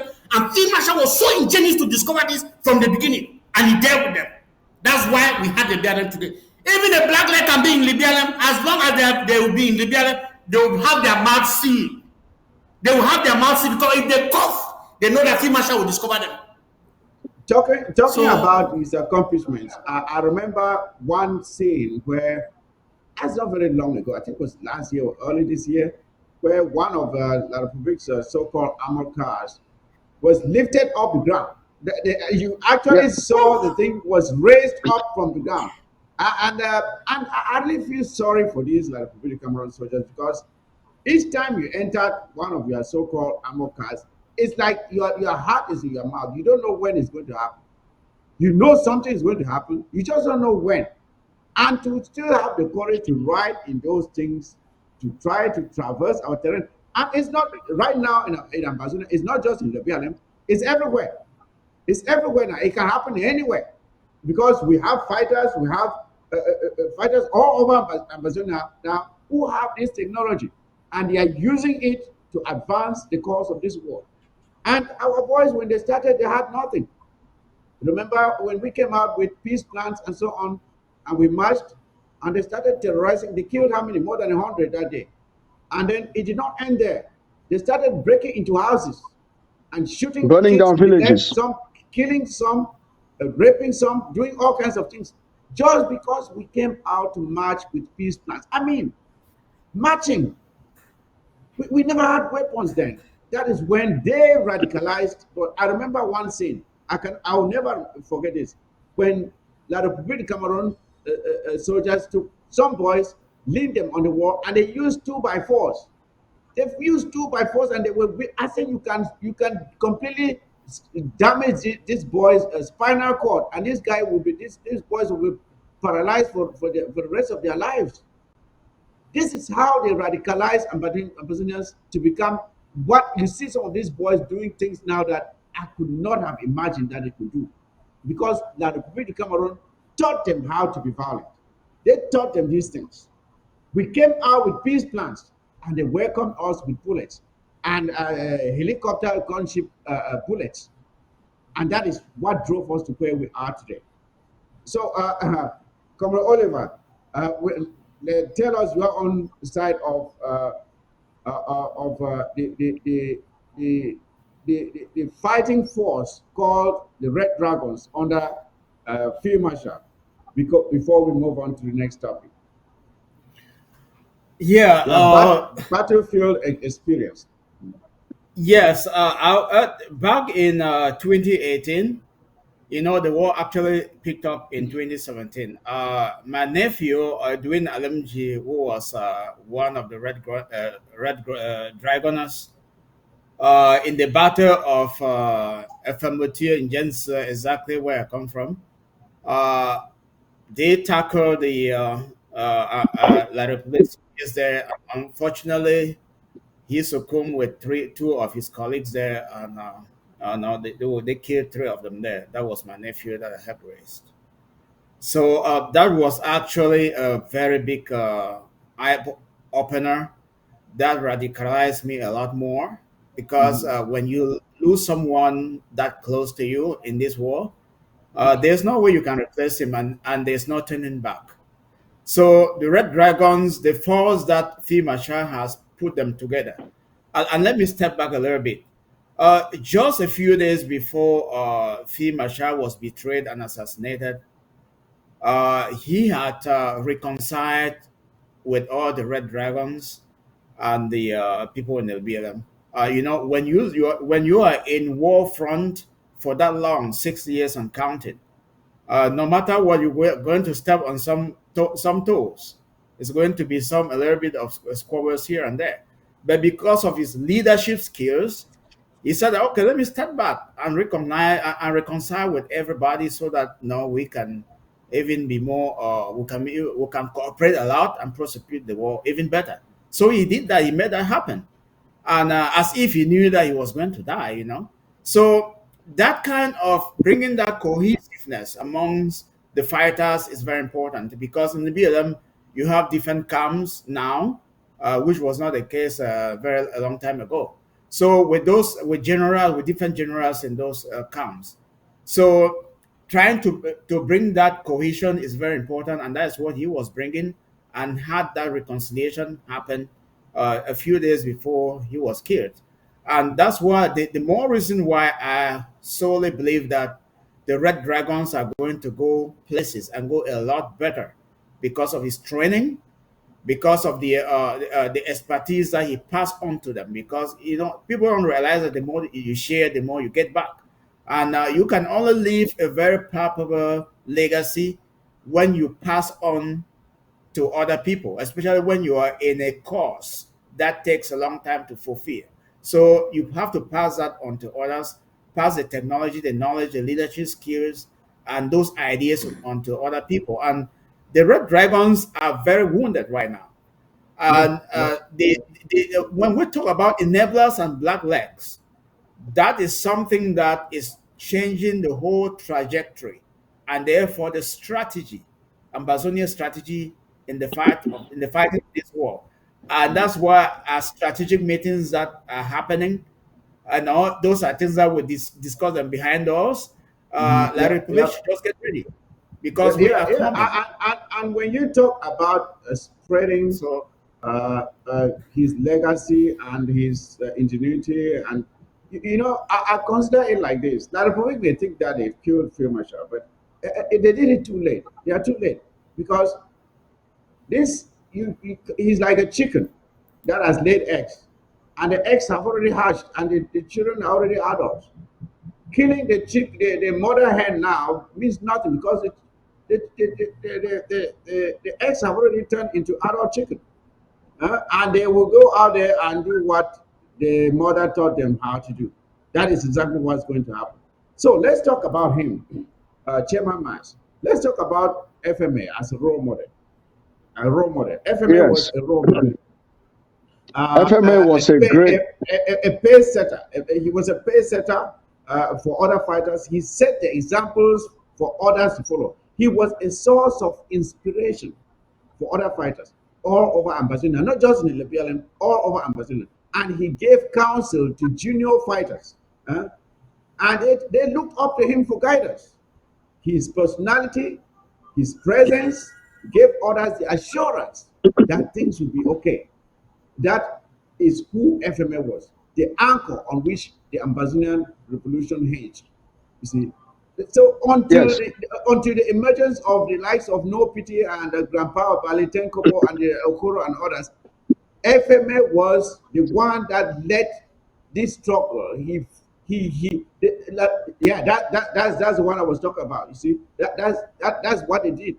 You see, yes. that is Uh, what it lifted that truck Chairman completely off the Mike, ground. You see, so yeah, yeah. let me tell you So something about that weapon. That that weapon is the modified Ikenge that they use there. I think that's the weapon he was calling for Benin. It was the yes, it sent modified that car version up the of air. the It sent Ikenge. it That's flying up the the first air. weapon. You Yes. see, He told me, yes. that is He so. redesigned that weapon and used it. So does the all right. Republic think that this technology will disappear because FMA is not here anymore? They should stop Chairman, wasting their time. Chairman They should Mike, stop wasting their time.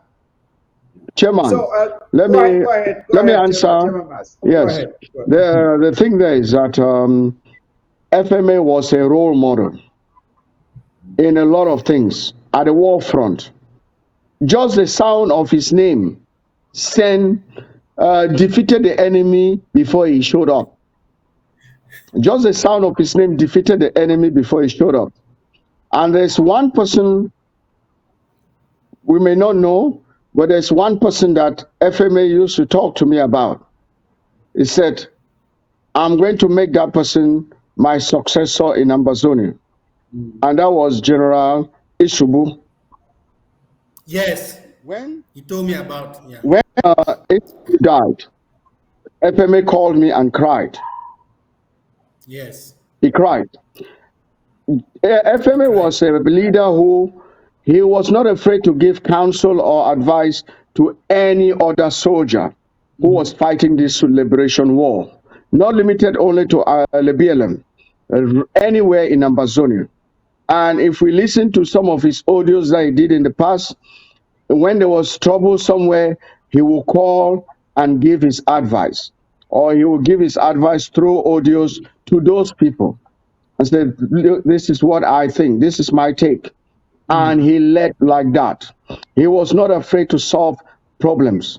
And even as it's been mentioned, he made peace only a few days before he died. And this peace that he was making was with people who had the boys that he trained, but due to the ill advice from the diaspora, had turned against him. But he was still happy to make peace with them. And he said they were fighters. They were fighting this liberation struggle. And those people realized that the diaspora population were the ones on the wrong, not Yes. the FMA on the ground. Yeah. And they made their peace before he died. So FMA was not shy to go into enemy territory, like we saw him going to Chang, going and causing havoc there. He was not shy to go into enemy territory and cause havoc or make them feel the pain that we are feeling. And he had actually confided in me that he was going to do more of those. Instead of Yes. the LBLM people feeling pain in the BLM, the La Republic people will feel pain in their country. When they feel that pain enough, they'll rise up against their leader. So, in terms of being a role model as a leader, FMA was an exemplary one. He did everything. If it meant making peace, he made it. But he was also quick to identify the enemies who were within. And he was not shy. He was not a shy person to call out. If he thought you were wrong, he would call it out. He did. So I take my hat off to him. He is a great guy. He is a guy that you could take his words to the bank, as has been mentioned, and you will catch it. Yeah, yeah, very true, very true. Okay, let's come now to the sad part of it. This is the sad part of it. Uh, FMA, the hero, is betrayed by his own uh, former soldiers, those who had served with him before. He's killed by his own kinsmen. Let me put it that way. He died not from the hands of La Republique directly. La Republique was behind it, but it was his own kinsmen who killed him. That is the sad part about all this. And the news of FMA's demise came as a shock, not only to Ambazonians, but even to La Republique of Cameroon. Yes, they too were Correct. shocked that it actually happened. Why? Because Correct. they had tried time and time again to get him, and they could not. And I think at one point they gave up and they focused their attention somewhere else. Until Blacklegs and fellow Leviamites got involved and they were contributing money for FMA's demise. That is when it happened, because as the saying goes, it is he that knows where you put your head that can get you. And that is exactly what happened. So the man that had become a symbol of stability, of hope, the hope of getting to Boya, that man was taken down, not by the enemy, but by a Judas.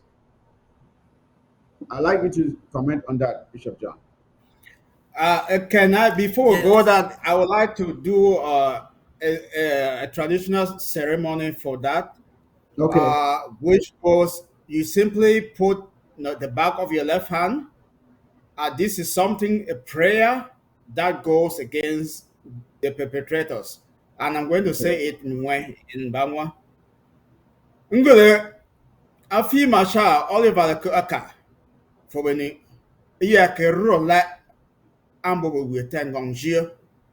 Ngu ya zeno, anyele gugi. Ngu ya tamaji, tebaba ngu ya ale gita izamu, ate gite. Ndogam nongo ye fijumu. Mbo te gite, mbo le met kap, le blo nzo afi masha. Nge met nan zele ufala zo fi masha. Mo fole bi eleme nwo Ambazonia onwo la République ya bon zanu mwe ba atu fi masha ageje ase adi zo kongoma toujours alabam nando tumba and you blow on it.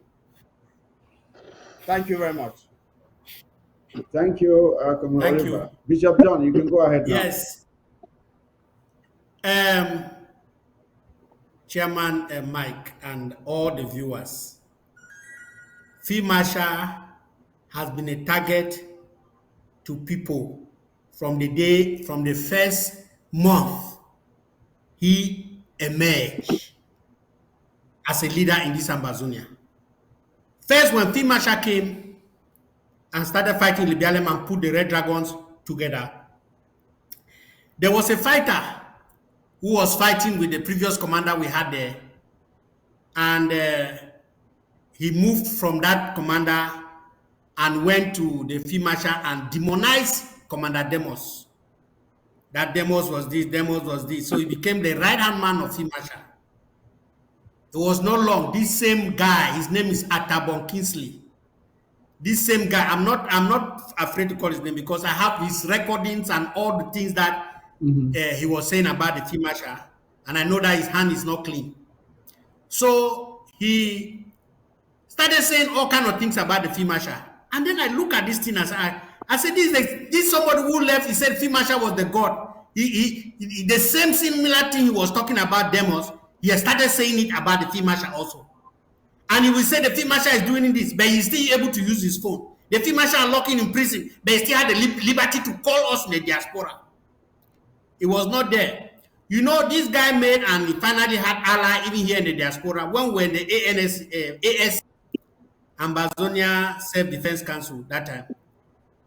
There are people from Libya who were there, and they even planned and said it openly in the ANC they want to kill Field Marshal. I could not contend. I said somebody that they used to say Field Marshal was La Republique. When Field Marshal was just coming, people say it was La Republique. Yeah. People were not sure who it was. But I said that, you know, like the Bible says, the devil cannot be against himself. The enemy, like the Satan cannot be against Satan. You know, if the Field Marshal is against La Republique, why is it that he's a terror to La Republique? That's the question I ask myself. I said no, he cannot be part of La Republique and he's killing La Republique the way he's killing La Republique. I refuse. So I had to let some people know about that plot, and eventually that plot was sabotaged. And some people have hated me about that. Not only that, as Field Marshal continued there are people that who have grown within the ranks and formed alliance with these notables in the diaspora in trying to kill Field Marshal. Field Marshal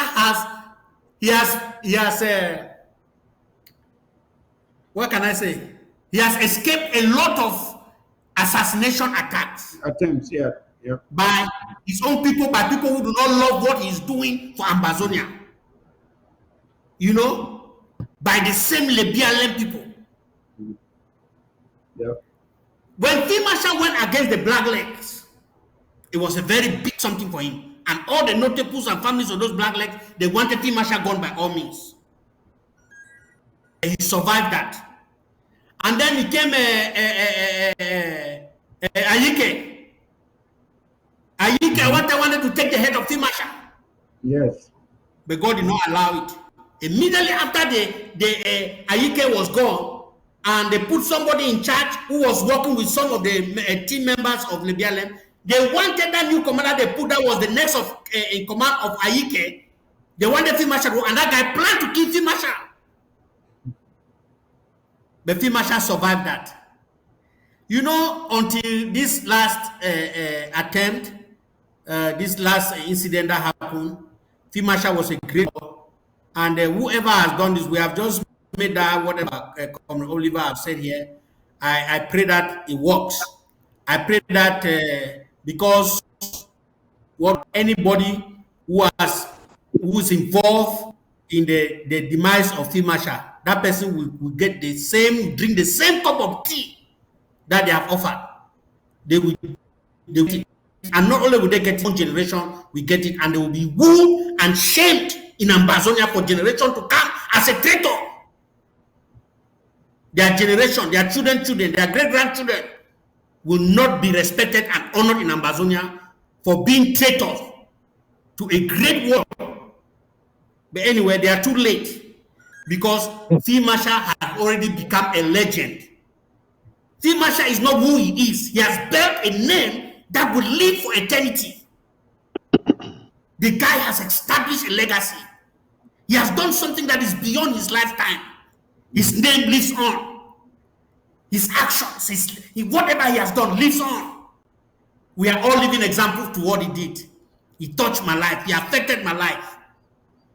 And I'm sure I have received calls from many commanders on the ground who have told me how Field Marshal has been a blessing to their life, how he encouraged them, how he touched them.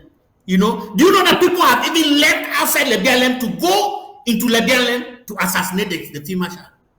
No, But they did not succeed. Of course, they tried. They did not succeed. One time, even the Yes. ADF tried it too, So- but they did not succeed. Yeah. Yeah. So you see, I'm not really sad about the going of Field Marshal.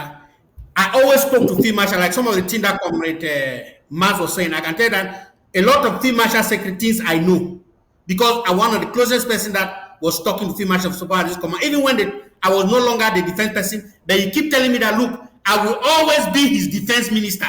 That's what he said. I think he has said that to other people. He said, I will always be his defense minister because he respected me. He took me as his military counselor. I will give him counsel according, and the counsel I was giving him was for the good of the struggle, not for any personal interest. And we had that rapport, that personal relationship with him, and he told me everything. There are times that people wanted to kill him.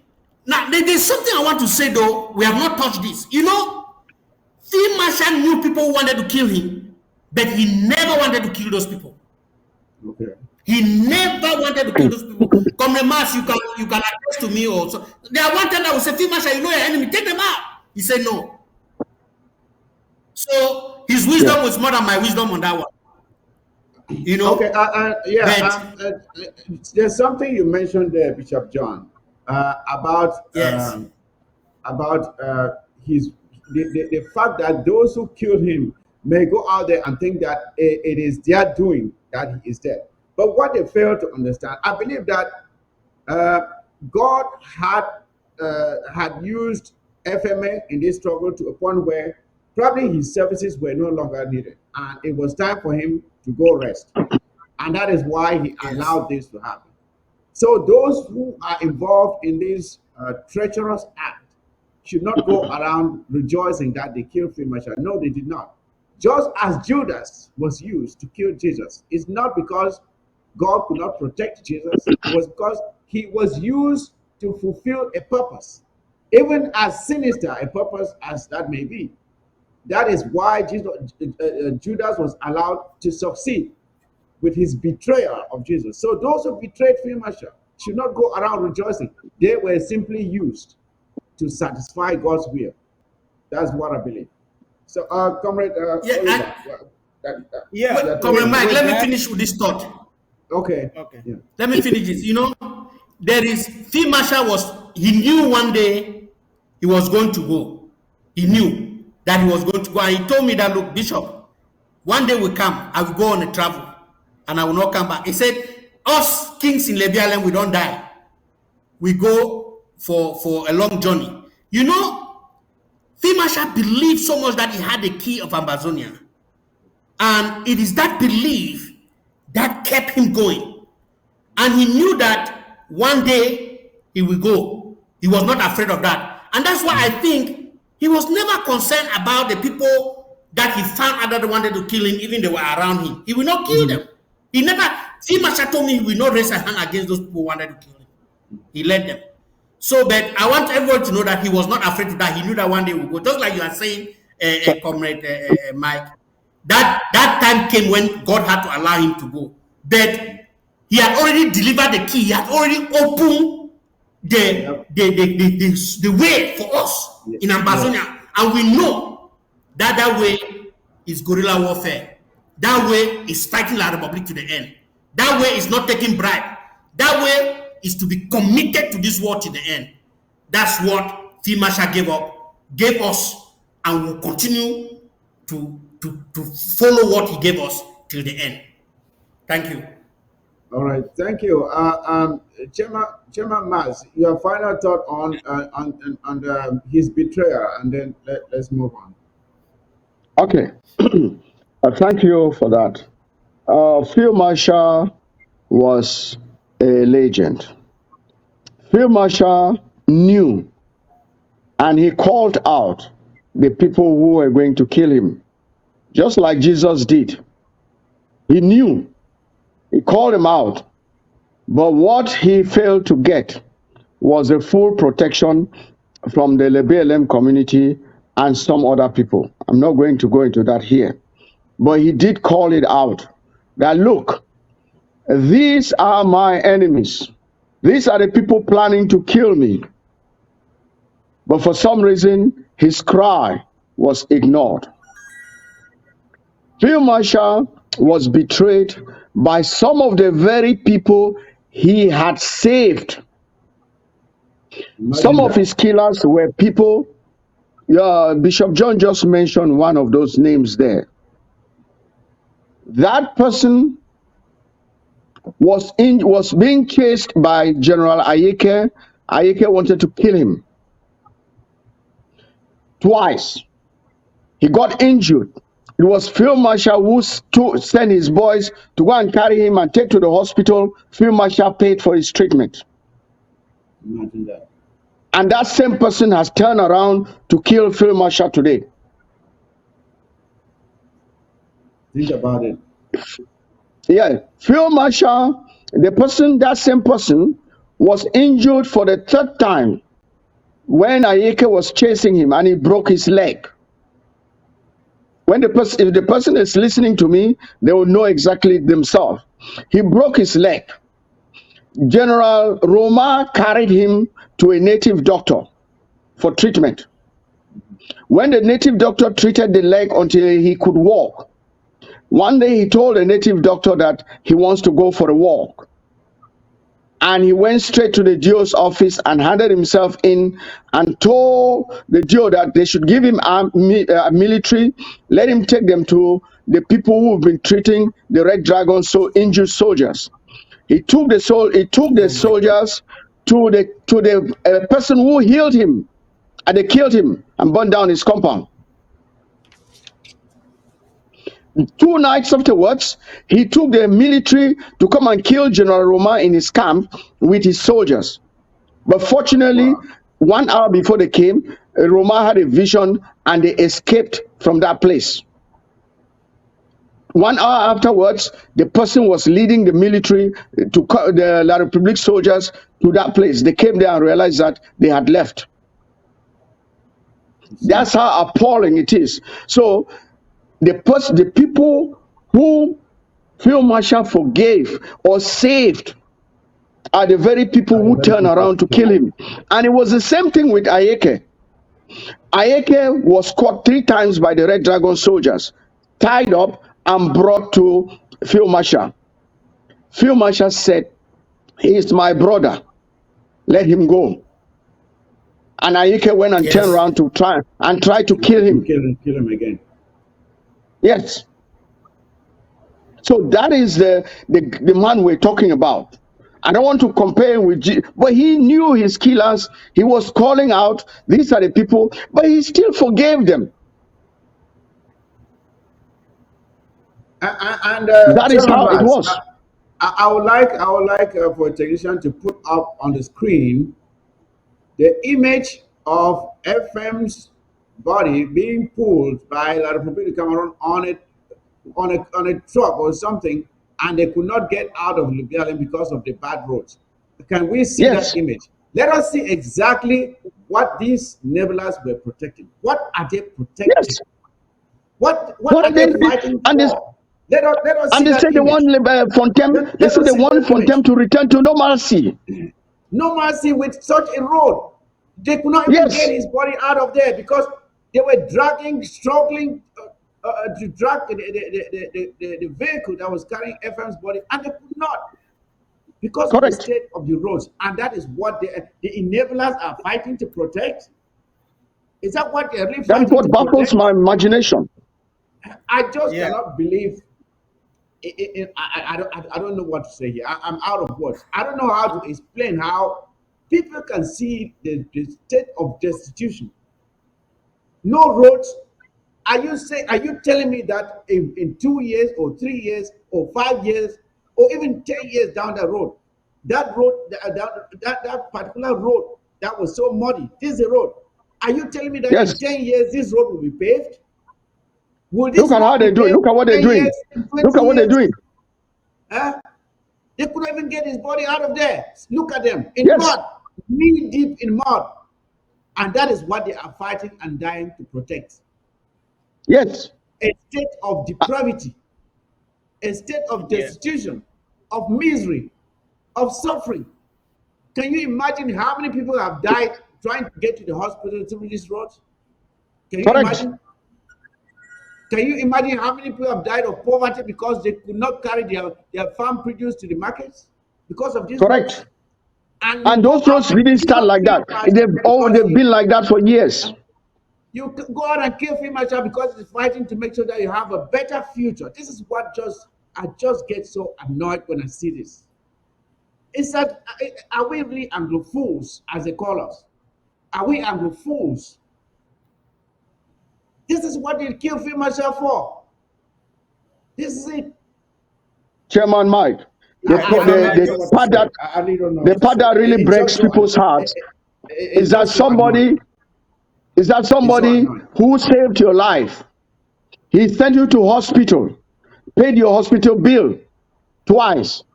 Then you turn around and be the one to drive the dagger into his heart. Yes. If I may just chip in to add to what Comrade Max has been saying is, I think I know that in a war like this one, you're going to have a lot of Julio Escarrots in it, and there are consequences for that. There are consequences. Yes. So if you are fighting an enemy, and I would start. There's a proverb in where which says that that witchcraft does not come into the family to cause havoc without someone in the family who is a link. Correct. So, so enablers, if we have seen the BLM for quite a number of years, that was an orgasm for La Republique.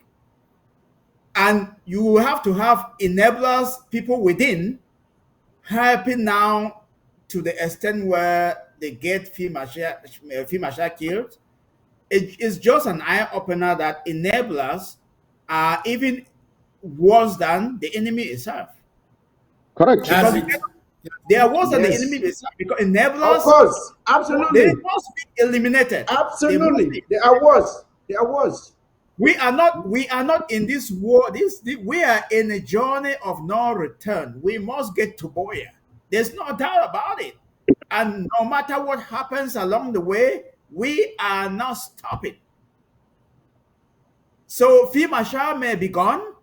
Other Fee Marshals are coming up and the war will be prosecuted. Look at the situation of the BLM. I can't remember how I carried stuff on my head and trekked for 50 kilometers with my mother to go sell it in the Frenches of Cham. That was 40 years ago. Is it still the same situation It's still the today? same. Those are the Yes. things that we are fighting to defend, and you have people living in those conditions, and that you will come with La Republique and kill Fimasha, and you are talking of normalcy coming back to the BLM. The way for normalcy to come back to the BLM is this: close ranks with the soldiers, and then eliminate all La Republique soldiers that are still in the BLM, all of them. And then we have all administrators, Ambazonia administrators there. We set up the schools, Correct. the teachers are Correct. all Ambazonians. Everything being run there is by Ambazonia. That is what we call normalcy to return. Yes. We are not against schools opening, people coming back to there. We just want Ambazonia for Ambazonia by Yes, Ambazonians. yes, That is that's the all we policy. want. And That's Ambazonia it. for Ambazonians by Ambazonians for Ambazonians. That is all we want. Schools can only be run by 100% Ambazonians. French will not be taught there. The DO, the county executive must be an Ambazonian, the mayor an Ambazonian, and every other persons, the fighting forces, the soldiers, the police force must be Ambazonians. That is what we're talking of normalcy here. Anything other than that, you don't lost your mind. I You tell don't you, I lost Comrade tell your you, Oliver, why is it that I've asked this question many a time? Why is it that each time that we have a colonial or someone who is supposed to be an administrator, that person must be speaking with a French accent? Can't we lead ourselves? What is wrong with us leading ourselves? These people come look at all the governors. They are like big citizens. All the deals. If you're lucky, maybe you have one or two. All of them, they're from French Cameroon. Where are our own children supposed to have their own jobs? How are they Chairman supposed to get Mike. their own employment? Because when the deal comes, he brings his relative or his friend to occupy the other post within the. So you are an Ambazonian. You are in Kumba. You walk into an office. It's the French. You have to speak French to Ye- be served. In Kumba, Yes, Yep. the same thing in yes, Manfe, the same thing in Bamenda, in Kumbo, the same thing. What is wrong with in the us? BLM. What is wrong with us? Well, This has to it end. is a plan.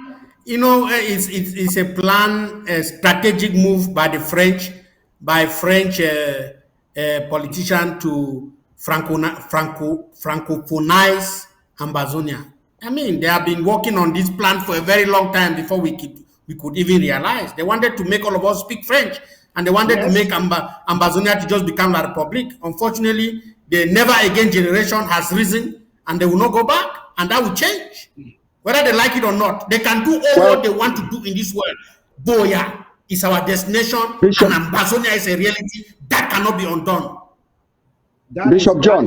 That is what Chairman Mas, just a minute. That is what I would like every Ambazonian who is listening now. Every Ambazonian who is listening now. You must, if you really want this freedom, you must be dedicated to redouble your efforts. If you were giving $1,000 a year, you have to make it two. I'm willing to do that myself. If I was whatever I was giving before, I'm going to triple it. That's my. If I have Thank to you. sell my house to make sure Ambazonia is free, that is what I have to do. If whatever I Thank was you. giving before, I'm going to triple it from this moment on. Thank you. And if we can all commit to that, Ambazonia will be free. We'll carry on, Chairman Mas. Yes. What Bishop John was saying there. Yes. We even heard Paul Biya, the president of La République in Paris, when he made that, I would say, a very big mistake in saying his mind. He said they have been trying to assimilate us for years, but it's not worked.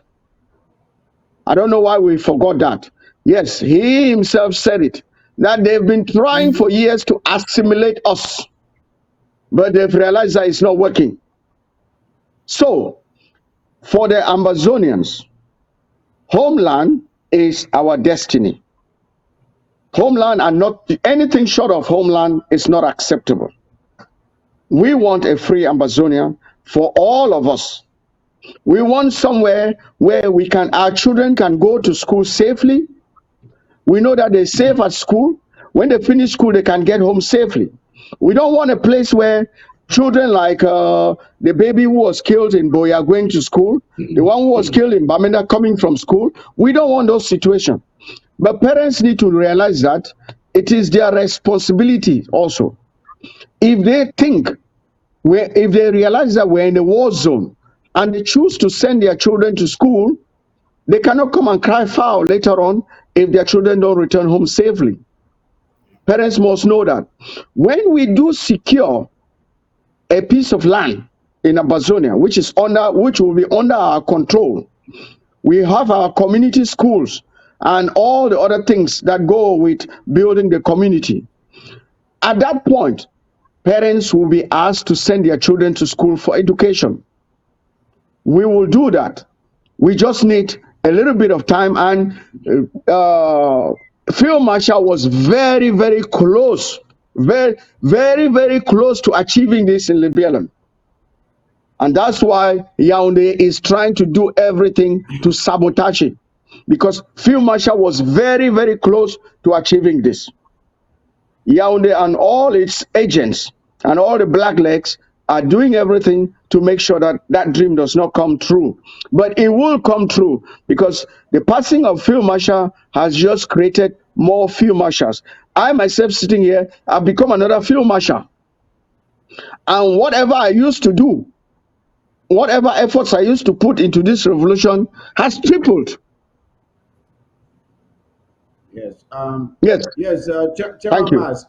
Yeah, I appreciate those words, and that is what we need to. All of us need to push to our people. Field Marshal's death is not the end of the struggle. That's what I want them to understand. I want you, all Ambazonians out there listening to me now.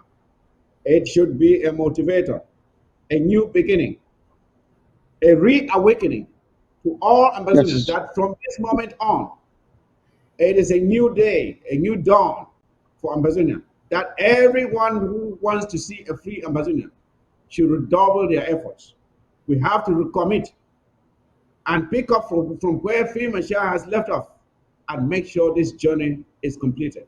And to you, the restoration fighters on the ground, you too tomorrow can be the next Free Machar the King.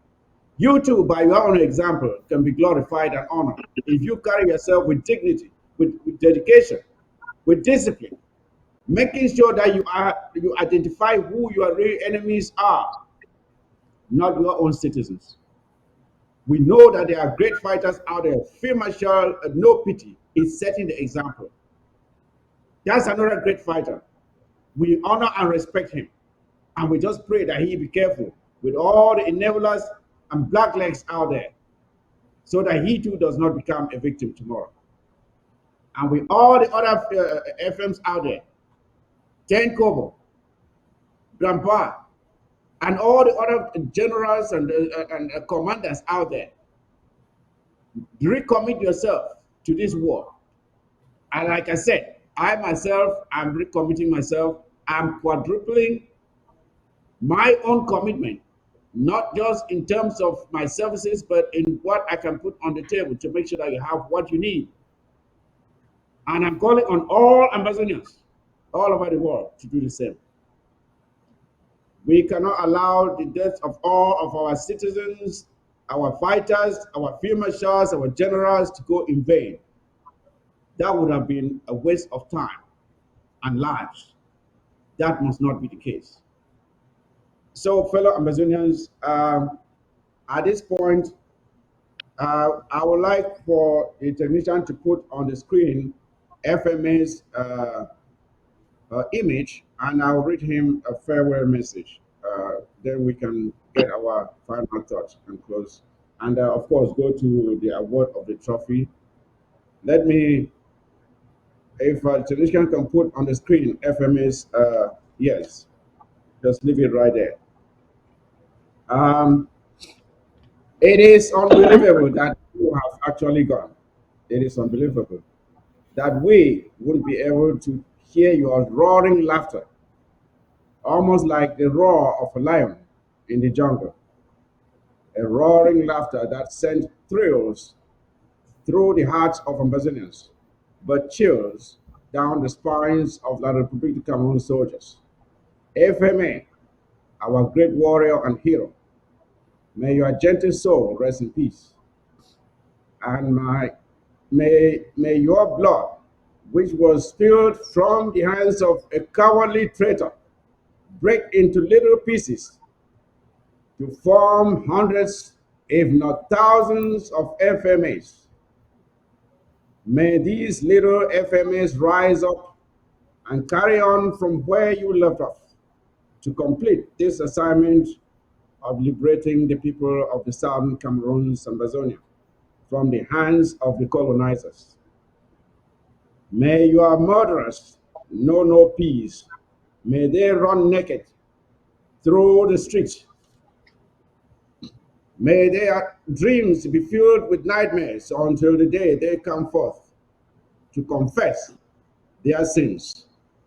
Your name will forever be inscribed amongst the greatest of our land. We shall build monuments of you. We shall name streets after you. We shall compose songs of you. You shall forever be honored and glorified as a worthy son of Ambazonia.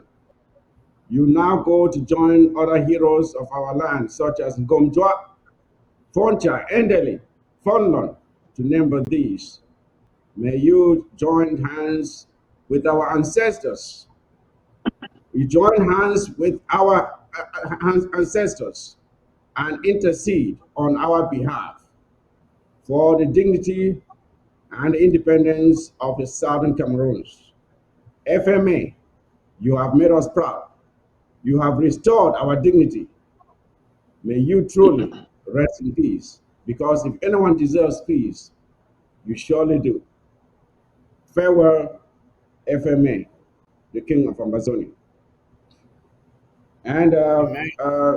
Farewell. my fellow panelists, your final thoughts on FMA the King, and then we'll go to award the trophy for the most uh, productive fighting force in Ambazonia for June. Your final thoughts on FMA, please. Yeah, I can go. Three things. First, the death of FMA, the king, is only a pointer that opportunity is coming with that challenge.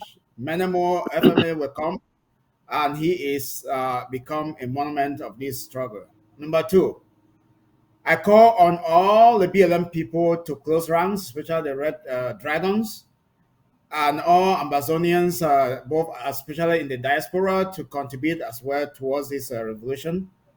And number three will be go to La Republique and the enablers, that you are put on notice that the Ambazonian revolution, this war will not come to an end until we get to Boya, and that La Republique must come to the negotiation table. Everything is showing you that Ambazonia is not giving up and will never give up. Even when you kill or arrest the leaders and lock them up, others come up. It is an idea, it is an ideology, and we must get to Boya, and one is sooner than later.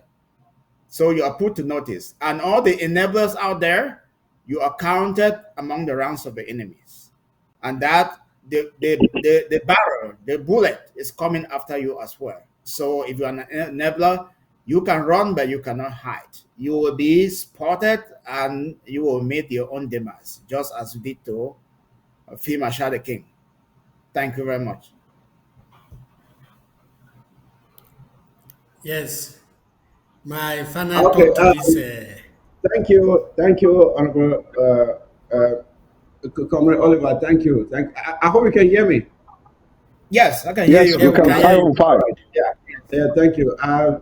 Yes, before we go to award the trophy, before I take your final thoughts, Chairman Mas and Bishop John, there was an announcement I forgot to make, and I almost forgot, which was not good.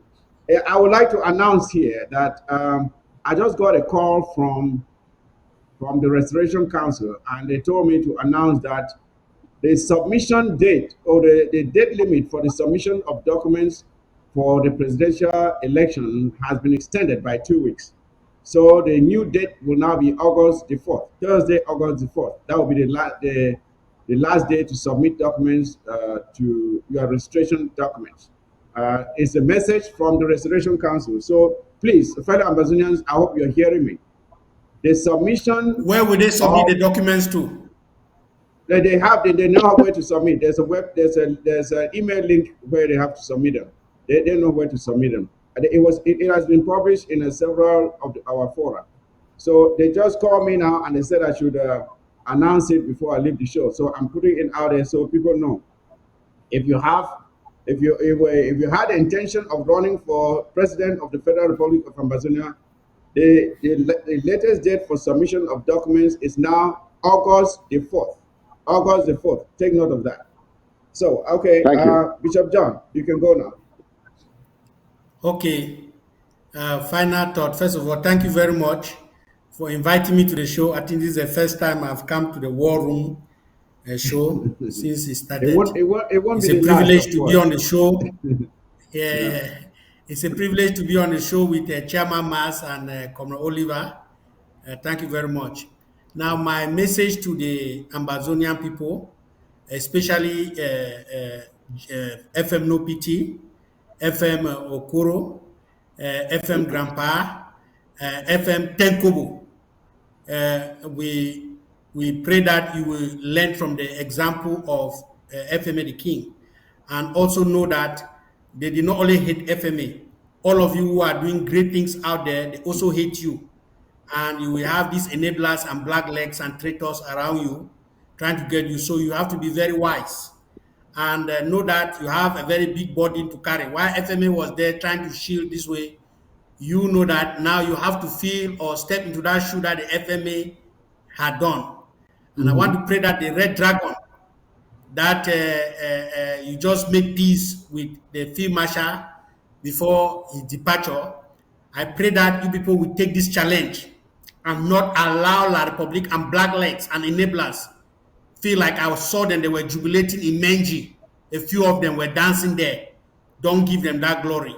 Don't give them that pleasure that La Republique will set foot or any administrative office will open in Lebialem until Ambazonia is free and Lebialem can be governed and controlled by Ambazonia. Let La Republique have no way in Lebialem. I want to tell all the fighters that are out there, know that La Republique hates you. You think that you can leave the war and you go and stay at home, you will be free. La Republique is hunting for you. We have Yeah. lost many of you Yeah. because you left the battlefield and you Mm-hmm. went home to pleasure, to socialize, or you think that you want to leave the war. You have nothing to do. But for the sake that you have fought this war, you are always going to be an enemy to La Republique. We Some of just you have lost run we and went to lost La seven of them. Republique We camps. lost seven in Bafut just recently because they were at a birthday party. That's it. Seven. Yeah. That's it. Some of you are run and gone to La Republique thinking that La Republique will save you. No, La Republique will only kill you. So this war is not a war to look back. And I'm talking to my fellow people in the diaspora. We should stop all this oversabi, all this, I know that, or stop all this clinging to power. No, we should have one goal in our mind or on our mind. It is to come together and support the prosecution of this struggle that we all get to Boya. We should forget our differences and stop trying to be that if they don't listen to you, it means nothing is going to happen. No, let us respect each other. Let us honor the FMA. You saw how sacrificial he was for all these 6 years, how he was to bring us to this point. Let us speak it from here and continue to march on to Boya. I want to say to you, FMA, you should rest in glory, my friend. I'm going to miss you on this site, but one day we shall meet again in glory. Thank you. Indeed. Indeed. Chairman Mas. Thank you, Chairman Mike. Thank you, my fellow comrades on the panel. It's been a great pleasure sharing the platform with you guys. FMA left a legacy. And the only way we can glorify FMA is to see that legacy through. Yes. Is to see that legacy through. And FMA used to call me at 3 a.m. in the mornings. We'll chat for about 20 minutes. And he would tell me, oh, these are the plans. These are my plans. This is what I would like to do. Sometimes I'll say, no, adjust this one, do this, do this. And he'll say, okay, Chairman Mas, I've heard you. And I'll do just that. I'll miss all those calls. Well, I've been missing them. There have been times I woke up around 3 o'clock, looking at my phone, waiting to ring. Then it suddenly dawned on me that FMA is no more for that call to come through. There have been times that I have received phone calls from Ground Zero, and it comes through because sometimes he used to call me, and sometimes it will come through as a private number. or private call, and I see private call, and I say, FMA, is that you? It turns out to be someone else. So my heart is bleeding. Yes. But that does not mean that this war stops. The only way I can show honor to FMA is to help make sure that we see the legacy that he left through. We take it to Boya. We must, FMA was a lot nicer to Black Legs, I must say. People used to say he did a lot. Yes, he did. But if he had been a little bit more ruthless, he would still be alive today. Probably, probably, Yes, probably. because the Black Legs are more dangerous than La Republique. They're more dangerous than La Republique. Why? Because they know where you sleep. They know Yes. where you go to. La Republique don't. La Republique are guessing. La Republique have sent thousands of soldiers into the BLM to fetch for FMA, and they would never find him. But the Black Legs could find him because they knew where he was sleeping. And the times that it is time now that all our generals fighting out there, all our field marshals, all our commanders fighting La Republique need to be very, very careful of Black Legs. Black Legs are very dangerous, my brothers and sisters. They are. And we should not take it lightly. Unfortunately for FMA's case, some quarters took it lightly because he did call out his enemies, but we never took it serious enough. Going forward, please, for the sake of our fighters, let's take everything that we get very serious and do what we need to do. Let's not put our fighters in the position where FMA found himself, where he was almost the only one calling out, look, these are Black Legs, and no one was supporting him. For you, Field Marshal Tenkobo, Field Marshal No Pity, please, and all the other Field Marshals, please, if you truly identify that someone is a Black Leg, I'm not saying guess, I'm saying truly identify that someone is a Black Leg, do the necessaries. It's worth it than leaving them around because they will come back to bite you. So that's what I would say. Yes, and I just want to. I really don't even like to talk about this class of people, but for the sake of putting things straight, I'll talk about them because I consider them as some of the scum of our struggle. There are people who have been insulting FMA. There are some who are insulting FM No Pity right now. There are some who are Yes, insulting Grandpa. There are some who are insulting Tenkobo. They're calling them names, and yet these are the people who are putting their lives out there fighting. And you know why these people are insulting them? Because they only want people to bow down to them. If you are not bowing down to them, being loyal to them, doing their dirty jobs, they hate you. There are people who said FM the King was in Nigeria. I don't hear them coming out to say anything now. They are quiet. They are hiding in their hellholes now. They are not saying anything. They will not come out and say, oh, we are sorry we said he was in Nigeria. He wasn't. Now that his body has been carried from the very jungles where he's been for the last 6 years, what are you going to say? They will hide their faces in shame. As the cowards they are, they will not come out and say that he was in Nigeria anymore. So, to the rest of you fighters, when you are doing what you are doing and you know you're doing the right thing, do not mind what all these enablers and Black Legs are saying. Do your job, and as I told you, take care of your citizens. When you, even if it happens that you fall, you will be glorified. You will not die in shame. FM is going down with his head held high. He is a hero, and we appreciate what he did for Ambazonia. So, uh, just to let you know, we are not going to end the show without hearing from Ambazonians. For the first time, we are going to take calls on the war zone. So I'm calling on you, fellow panelists to stay put. We will award the, the trophy for the most productive fighting force in Ambazonia for the month of June. Here is the trophy, and when we are done awarding this trophy, we are going to take some calls from Ambazonians. Let them express themselves what they think about FMA's passing or anything else that they feel like talking about the show today. So this is the most productive fighting force award, which goes to the best fighting group that performed best for the month of each month, and for the month of June. We should have announced it about 2 weeks ago, but because of all these incidents we have had, illness, and then the passing of FM, we could not bring you this announcement sooner. Earlier in the show, I played you a recording of FM Bush Rambo. They won in the month of May. I can play that audio again, and then we'll go on to announce the winner of today's of June's award.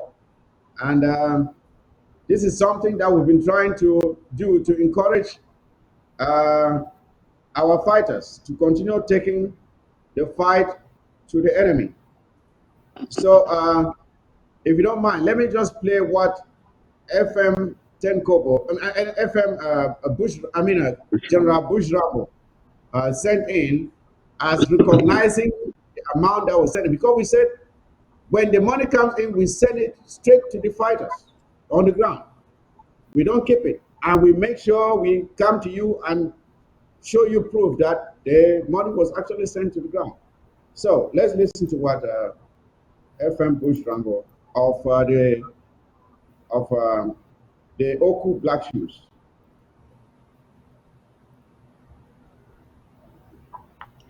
Yeah. So Ambazonian, they thank you very much. Bujam for talk. They thank the coordinator of court for the honor of man, the best fighting force or winner over the month of man. Thank them so they will receive the money, 1 million, and will use the money to more job. They will say after no type of our life. Thank them very much. God will bless them. Thank you for doing data and not do for them. Thank them. Okay, that was FM Bush Rambo. The Black Shoes of Oku won for the month of May. So the question is, who actually for this month we have three prizes: first, second, and third. And the first prize is 1 million amber. The second prize is 500,000 amber, and the third prize is 250 amber. So 250,000 amber. Let me say. So we are going to see who won, and we have all the prizes here in these envelopes. You see, first prize. Let's see who won the first prize. Point of order. Point of order. Point of order. Okay. Please start with the third place and end with the big one. Okay, all right. Let me start with the third place. Yes, let me start with the third place. Third place. Who is the third place? Meme ARFs. Meme. Oh. The ARFs of Meme. We saw them recently coming together in full force. And let's clap for Meme ARFs. They have won the third prize. And they will be getting their 250,000 ambers. And that is it. Third prize is gone. Let's see who has second prize. The second prize. Second prize. Boyo ARFs. Boyo. Boyo ARFs under General Nye. We saw what General Nye did recently. You all saw what he did. He dealt with the Republic invading soldiers, and they took down an armor car and gave them what they deserve. So for the Boyo ARFs, you have your 500,000 K coming your way. Congratulations to the Boyo ARFs for a job well done. And for this golden trophy, who will be the team that will take home this trophy today for the month of June? For the month of June, this is not the month of July, the month of June. Let's see who will take home this trophy.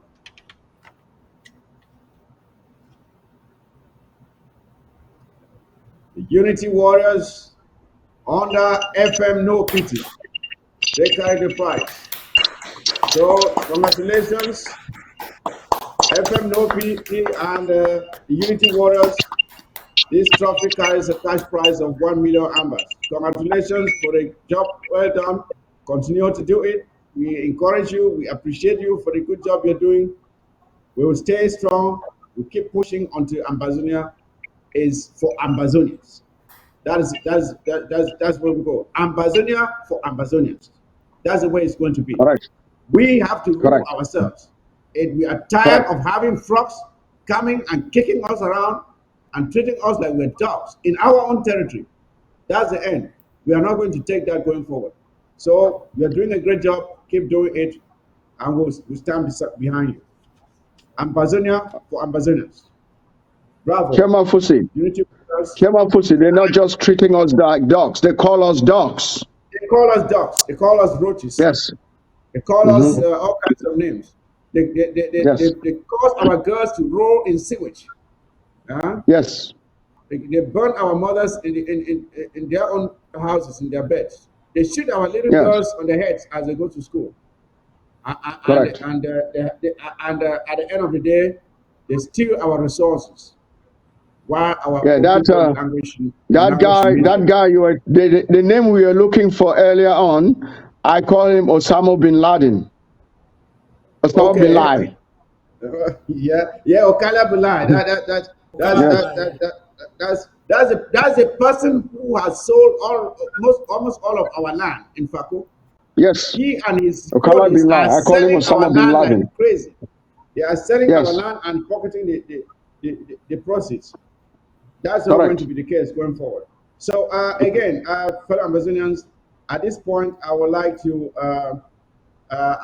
technician to put on the screen the phone number where you can call. Meanwhile,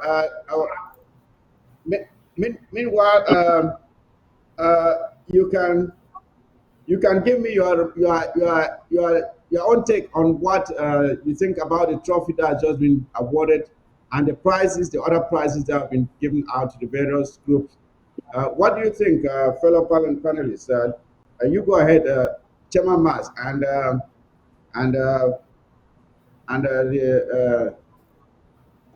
yes, thank Bishop you. John and Comrade Oliver, in that order. It's a very, very encouraging activity. It shows that whatever the fighters are doing on ground zero is being recognized, and we'll continue to reward them. As long as you're kicking the ass of the enemy, we will continue to recognize you. And it shows that they're not just giving the prize for giving's sake. You have to earn it. Yes, if you keep kicking the ass 10 times and you're the best at kicking the ass, you win it 10 times.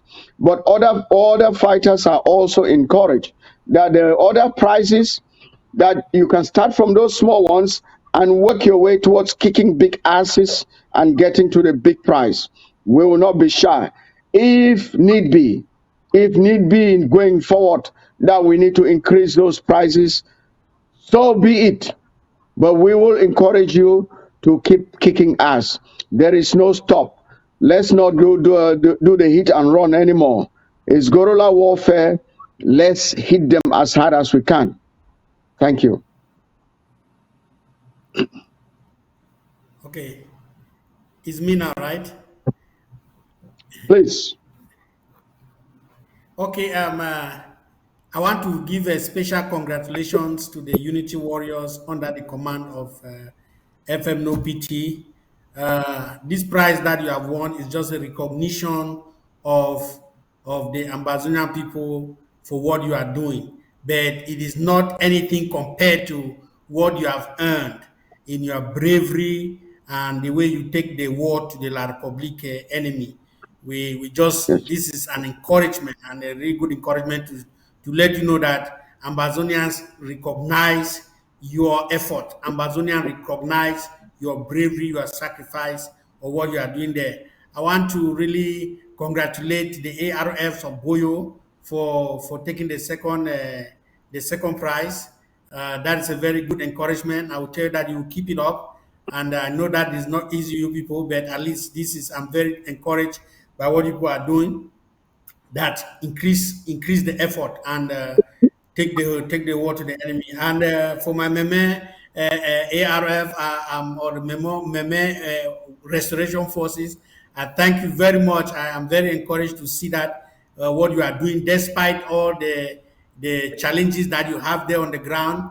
I think meme has really lost a lot of ARF and commanders since this war started. They have lost a lot of top leaders, from Lake to General Divine to there are many of them. If I go through my list, so but Meme, you have to stand up. We are looking up to you that you will hold the heat and keep the heat burning in Meme, and that the enemy will have no place, and that maybe the heat that you will put in Meme will transfer to Fako. That fire that will be burning in Meme will be able to continue to light up to light up Fako. So we encourage all the ARF that, look, this is not something to reward your warfighting effort, but to let you know that if we can do this now, imagine when we will have our country. Like I have said before, that everybody who is fighting on the ground this war, you are the number one priority for Ambazonia. You will be honored, your family will be honored, your children will be honored.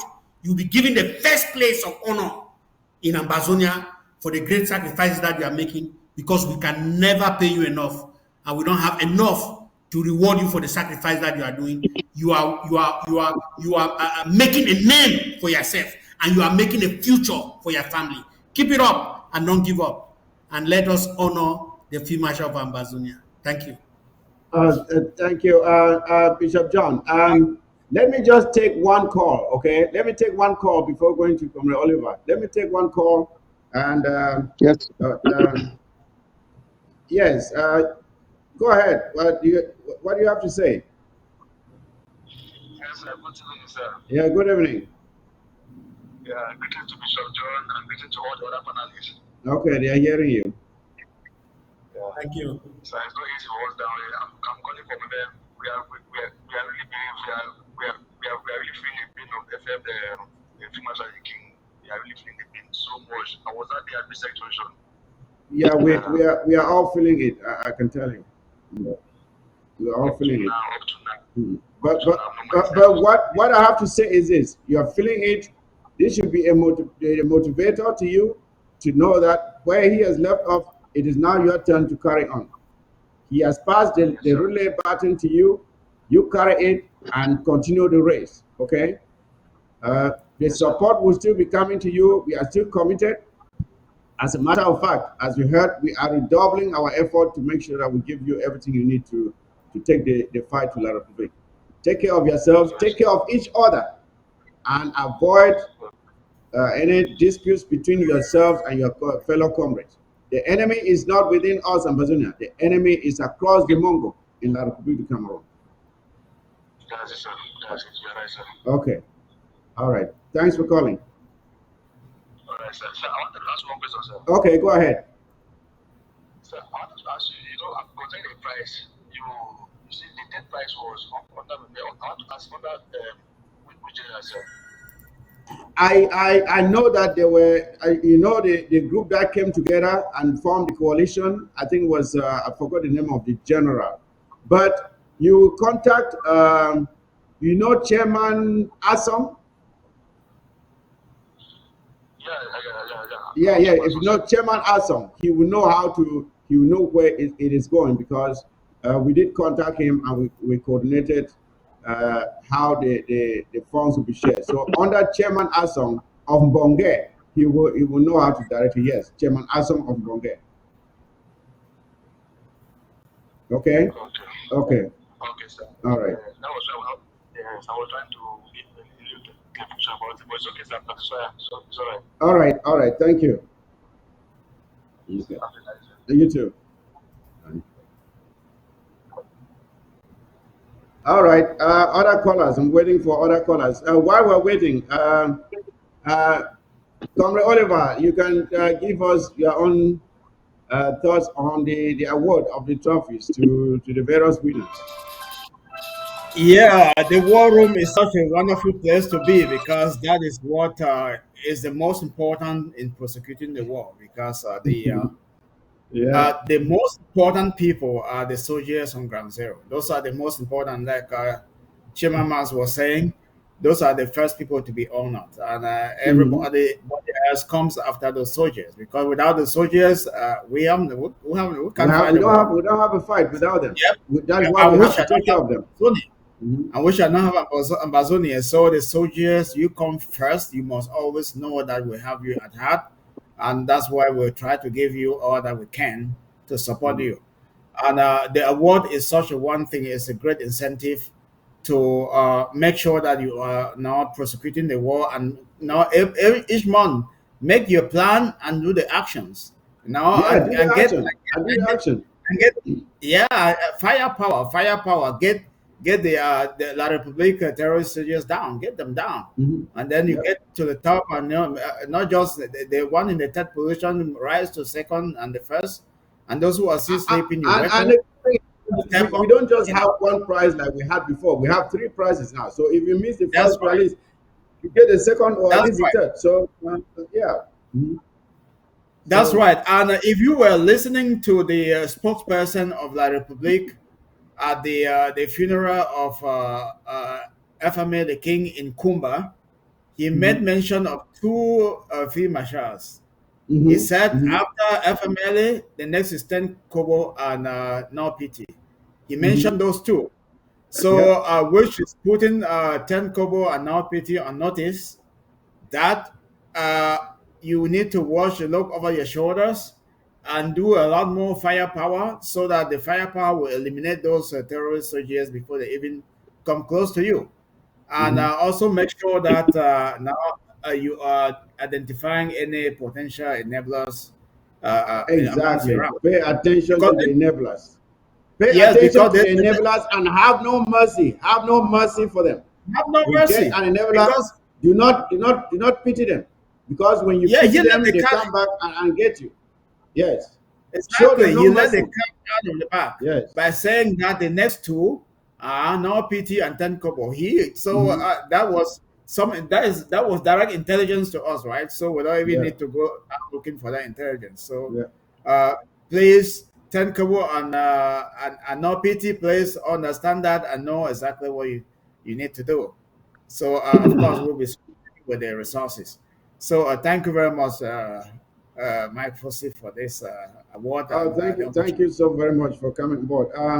And of course, Yeah, one thing that the fighters who want to win the award should understand is that uh, we also consider good conduct. Those who are protecting our civilians, who are not engaging in ransom taking or kidnapping. We do value those attributes of any group because we want you to be a disciplined force. Like Field Marshal was, you never heard that he was out there kidnapping people or going out doing ransom taking. He never did that. That is how we want you to conduct yourself. And when you go out and perform, we can give you the award without any concern. We were motivated to give it to No Pity, not just because of his field performance, but you saw how he went out and rescued people who were being held against their will by one rogue fighter. He went and saved those people and sent them home, said, "Go your way. We are not here to you treat our own very people."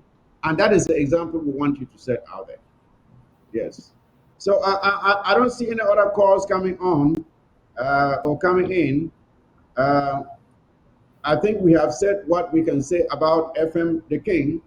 And if no calls are coming in, I would like to say this again to fellow Ambazonians. Let the passing of FM the King not make you feel that we are about ending this war. We are not. On the contrary, this is going to be a spark. It's going to tell us that we now know that we have only ourselves to rely on. And I'm sure this is something I forgot to talk about. We have been told that the French, the chief colonial French president will be coming to La Republique in the next weeks. Now he's coming to La Republique. I'm sure you all heard that. So he's probably coming now because uh, uh, Paul Biya is now a vegetable. He doesn't think, he doesn't do anything. He's pretty much dead. So they are probably coming to crown their next president. And where is the democracy? That if a president who has been in power for close to 40 years, if he is too old to rule or he dies, is it not the citizens of that country that are supposed to pick who the next president is?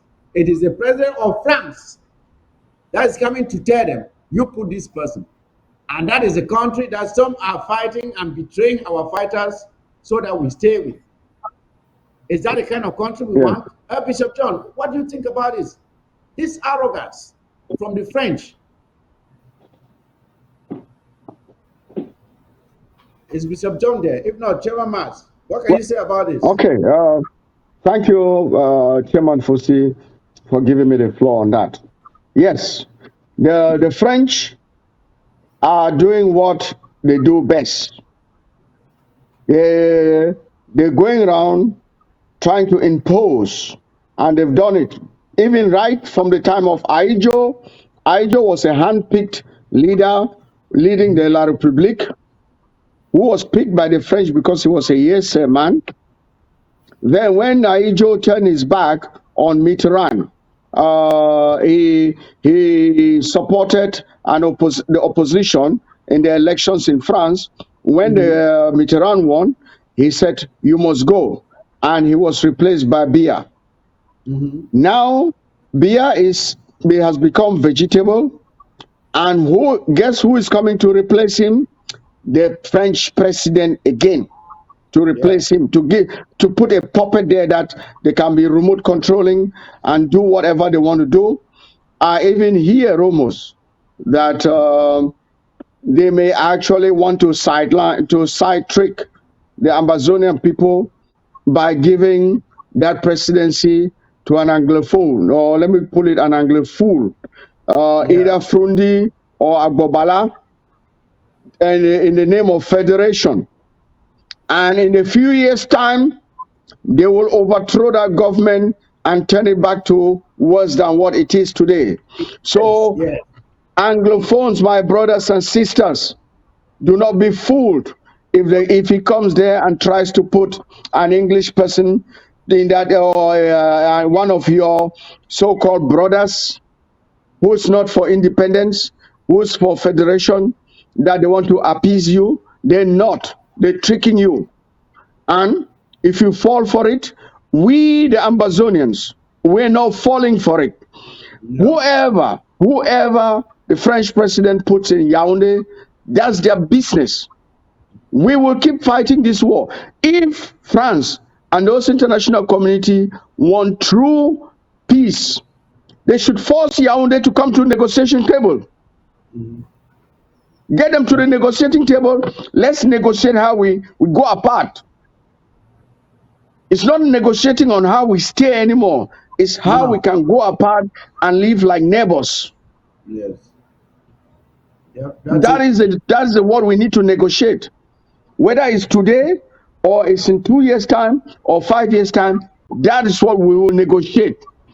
How we go apart or we stay apart, because we have been apart since 1982, since the day that they declared. Well, let me even go back to 1972.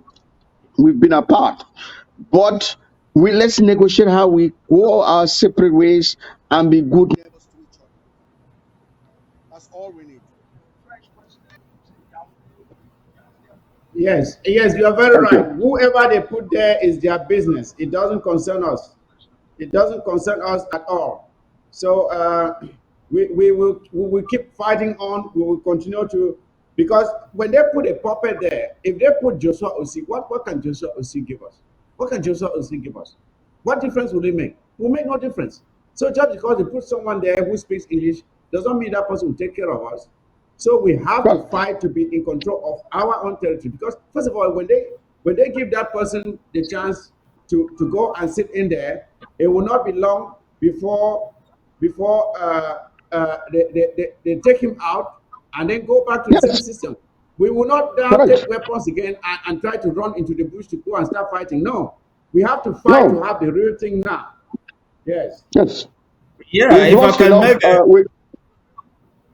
if I can make a contribution on that, I think Yes. we Ambazonians should be very careful saying this. We have seen that they put some prime minister as an English speaking person, and that he has no authority. The Yes. prime minister is supposed to be head of government, and therefore he is the one that is supposed to appoint government members like the ministers and so on, and they are supposed to report to him. Guess what? When Paul Biya Paul Biya became incapacitated, he handed his signature to the Secretary General at the presidency, not the Prime Minister who is supposed to be number two after him. You see that? And then the ministers do not respect the Prime Minister because he's an Anglophone. So they bypass his orders. And when you realize that whenever the person that in the constitution it used to be that if the person was incapacitated or something happened, the president of the General Assembly will sit in there for 40 days, during which elections will be conducted. When Tandem Mona became the speaker, they changed the constitution and moved that to the prime minister, who was an Anglophone, Yes. Uh-huh. a francophone. When now they started appointing Anglophone as prime minister, they revised the constitution and changed that to the speaker of the house. So Yes. all of that to tell you that there's no way, and no day that an Ambazonian, an English speaking person, can ever have any authority in Cameroon and be able to serve the interests of the English speaking people, of the Ambazonian people. That one is a fact. So, and those are just some of the things that led us to this war. So there's no turning back. The only way for us to do is to get to Boya, have our own country, decide our own things, and do them the way we want, so that they will be able to service us. We produce more than 50% of the gross domestic product, the GDP in Cameroon, and that's why La Republique hangs on us, because they want our resources.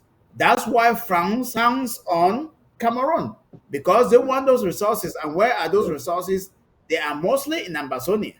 So France has trained the La Republique in such a way to become a very good student that knows how to plummet people, to exploit them, suppress them, take their own belongings, and build themselves.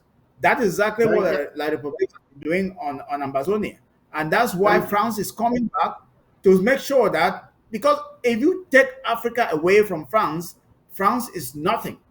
They depend on Africa to survive. Of So course. Of course. That's Of the course. reason they're coming again to Cameroon. They're trying to look for succession, so that they will find a way to deceive. Even if they deceive and try to give an Anglophone, I guarantee you, first of all, you have no authorities, no respect from the other for your francophone counterparts, and therefore before long you are overthrown, and then another francophone takes over. So we are not looking for cosmetic solutions. We are looking for long-lasting, permanent Real solution, and that long term is solutions. going to Boya. That is the only solution. Going to Boya Thank and you, doing the thing. thank you, Comrade Oliver. Thank you again Yeah. for that contribution, and thank you. And what I may like to add here is this: when they finally decide to choose anybody who is English speaking, it is because that person has been washed inside out, and that person is pure French. They may be speaking English, but inside out, that is, they will put strings on him so that everything they do is something that French Cameroon wants. They will not allow anybody who come in there and do anything that we want. For example, John Gute, like we said, as a figurehead prime minister, what can John Gute do? How many times has he come to us and promised this and promised that? Has he ever realized any of that? He has come to Victoria several times and said, "Oh, the deep sea port will be this." He's gone to Bermuda and promised things. None of that has happened because he has no powers. He can't even authorize an elementary school to be built. John Gute. He's just a figurehead. His secretary is more powerful than himself. It's an errand Correct. boy. And we are done with that. We are done with that. So again, Bishop John, Cameron Oliver, Chairman Mas, thank you very much for joining me on this show today. It was very important that we give honor to the great FM, the King, and I believe we did just that. So I cannot thank you enough for coming on the set of the War Zone. Fellow Ambazonians, it was an honor coming on today, especially after the absence of this show for the past 2 weeks. I will try to keep the calendar going forward, God willing, because we never know what's going to happen. But we are always willing to come and serve you. But when we don't come to serve you, it's not because we don't want to. It's just that situations beyond our control make it impossible for us to come. So with that, ladies and gentlemen, it was a pleasure being here with you on the set of the War Zone today. As I always would like to say, take good care of yourselves and each other, and don't be deterred, for Ambazonia will and must be free. Thank you.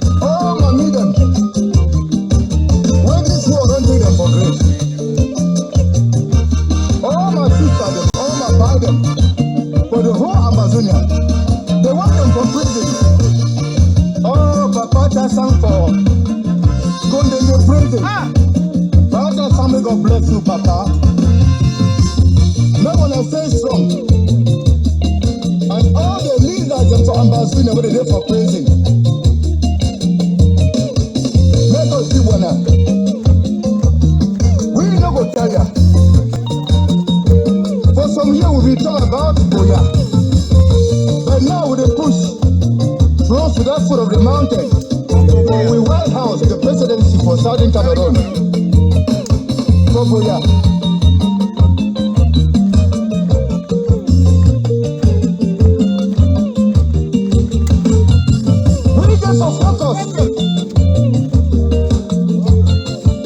All the leaders, they made a focus.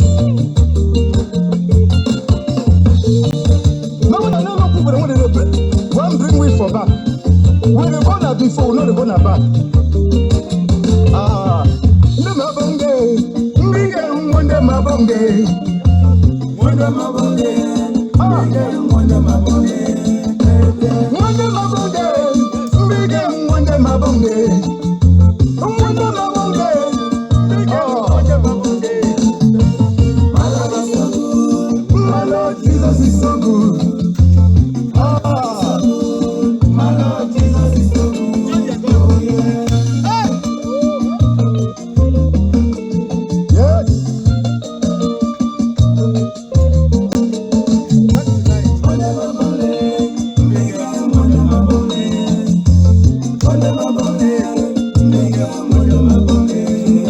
Yes, Minister Joe, for defense for Ambazonia. St. Chris for Ambazonia. May God bless you. Mama Arinda. Oh, when I stand strong, we will win the war. Even as we get plenty challenges from people who are sideways. When I put them aside, more focus until Ambazonia be free. When I visit Field Marshall, I know they look like you stop for them. We need to focus. All my brothers, all my commanders. This one is very sad. Don't be declared for we. We get for focus. Until we reach Boya. They say they get their goals. For 3 hours. So that no person over there for talk. And that one is big lie. We go reach Boya. We go reach Boya. If you don't believe with me, say oh yeah.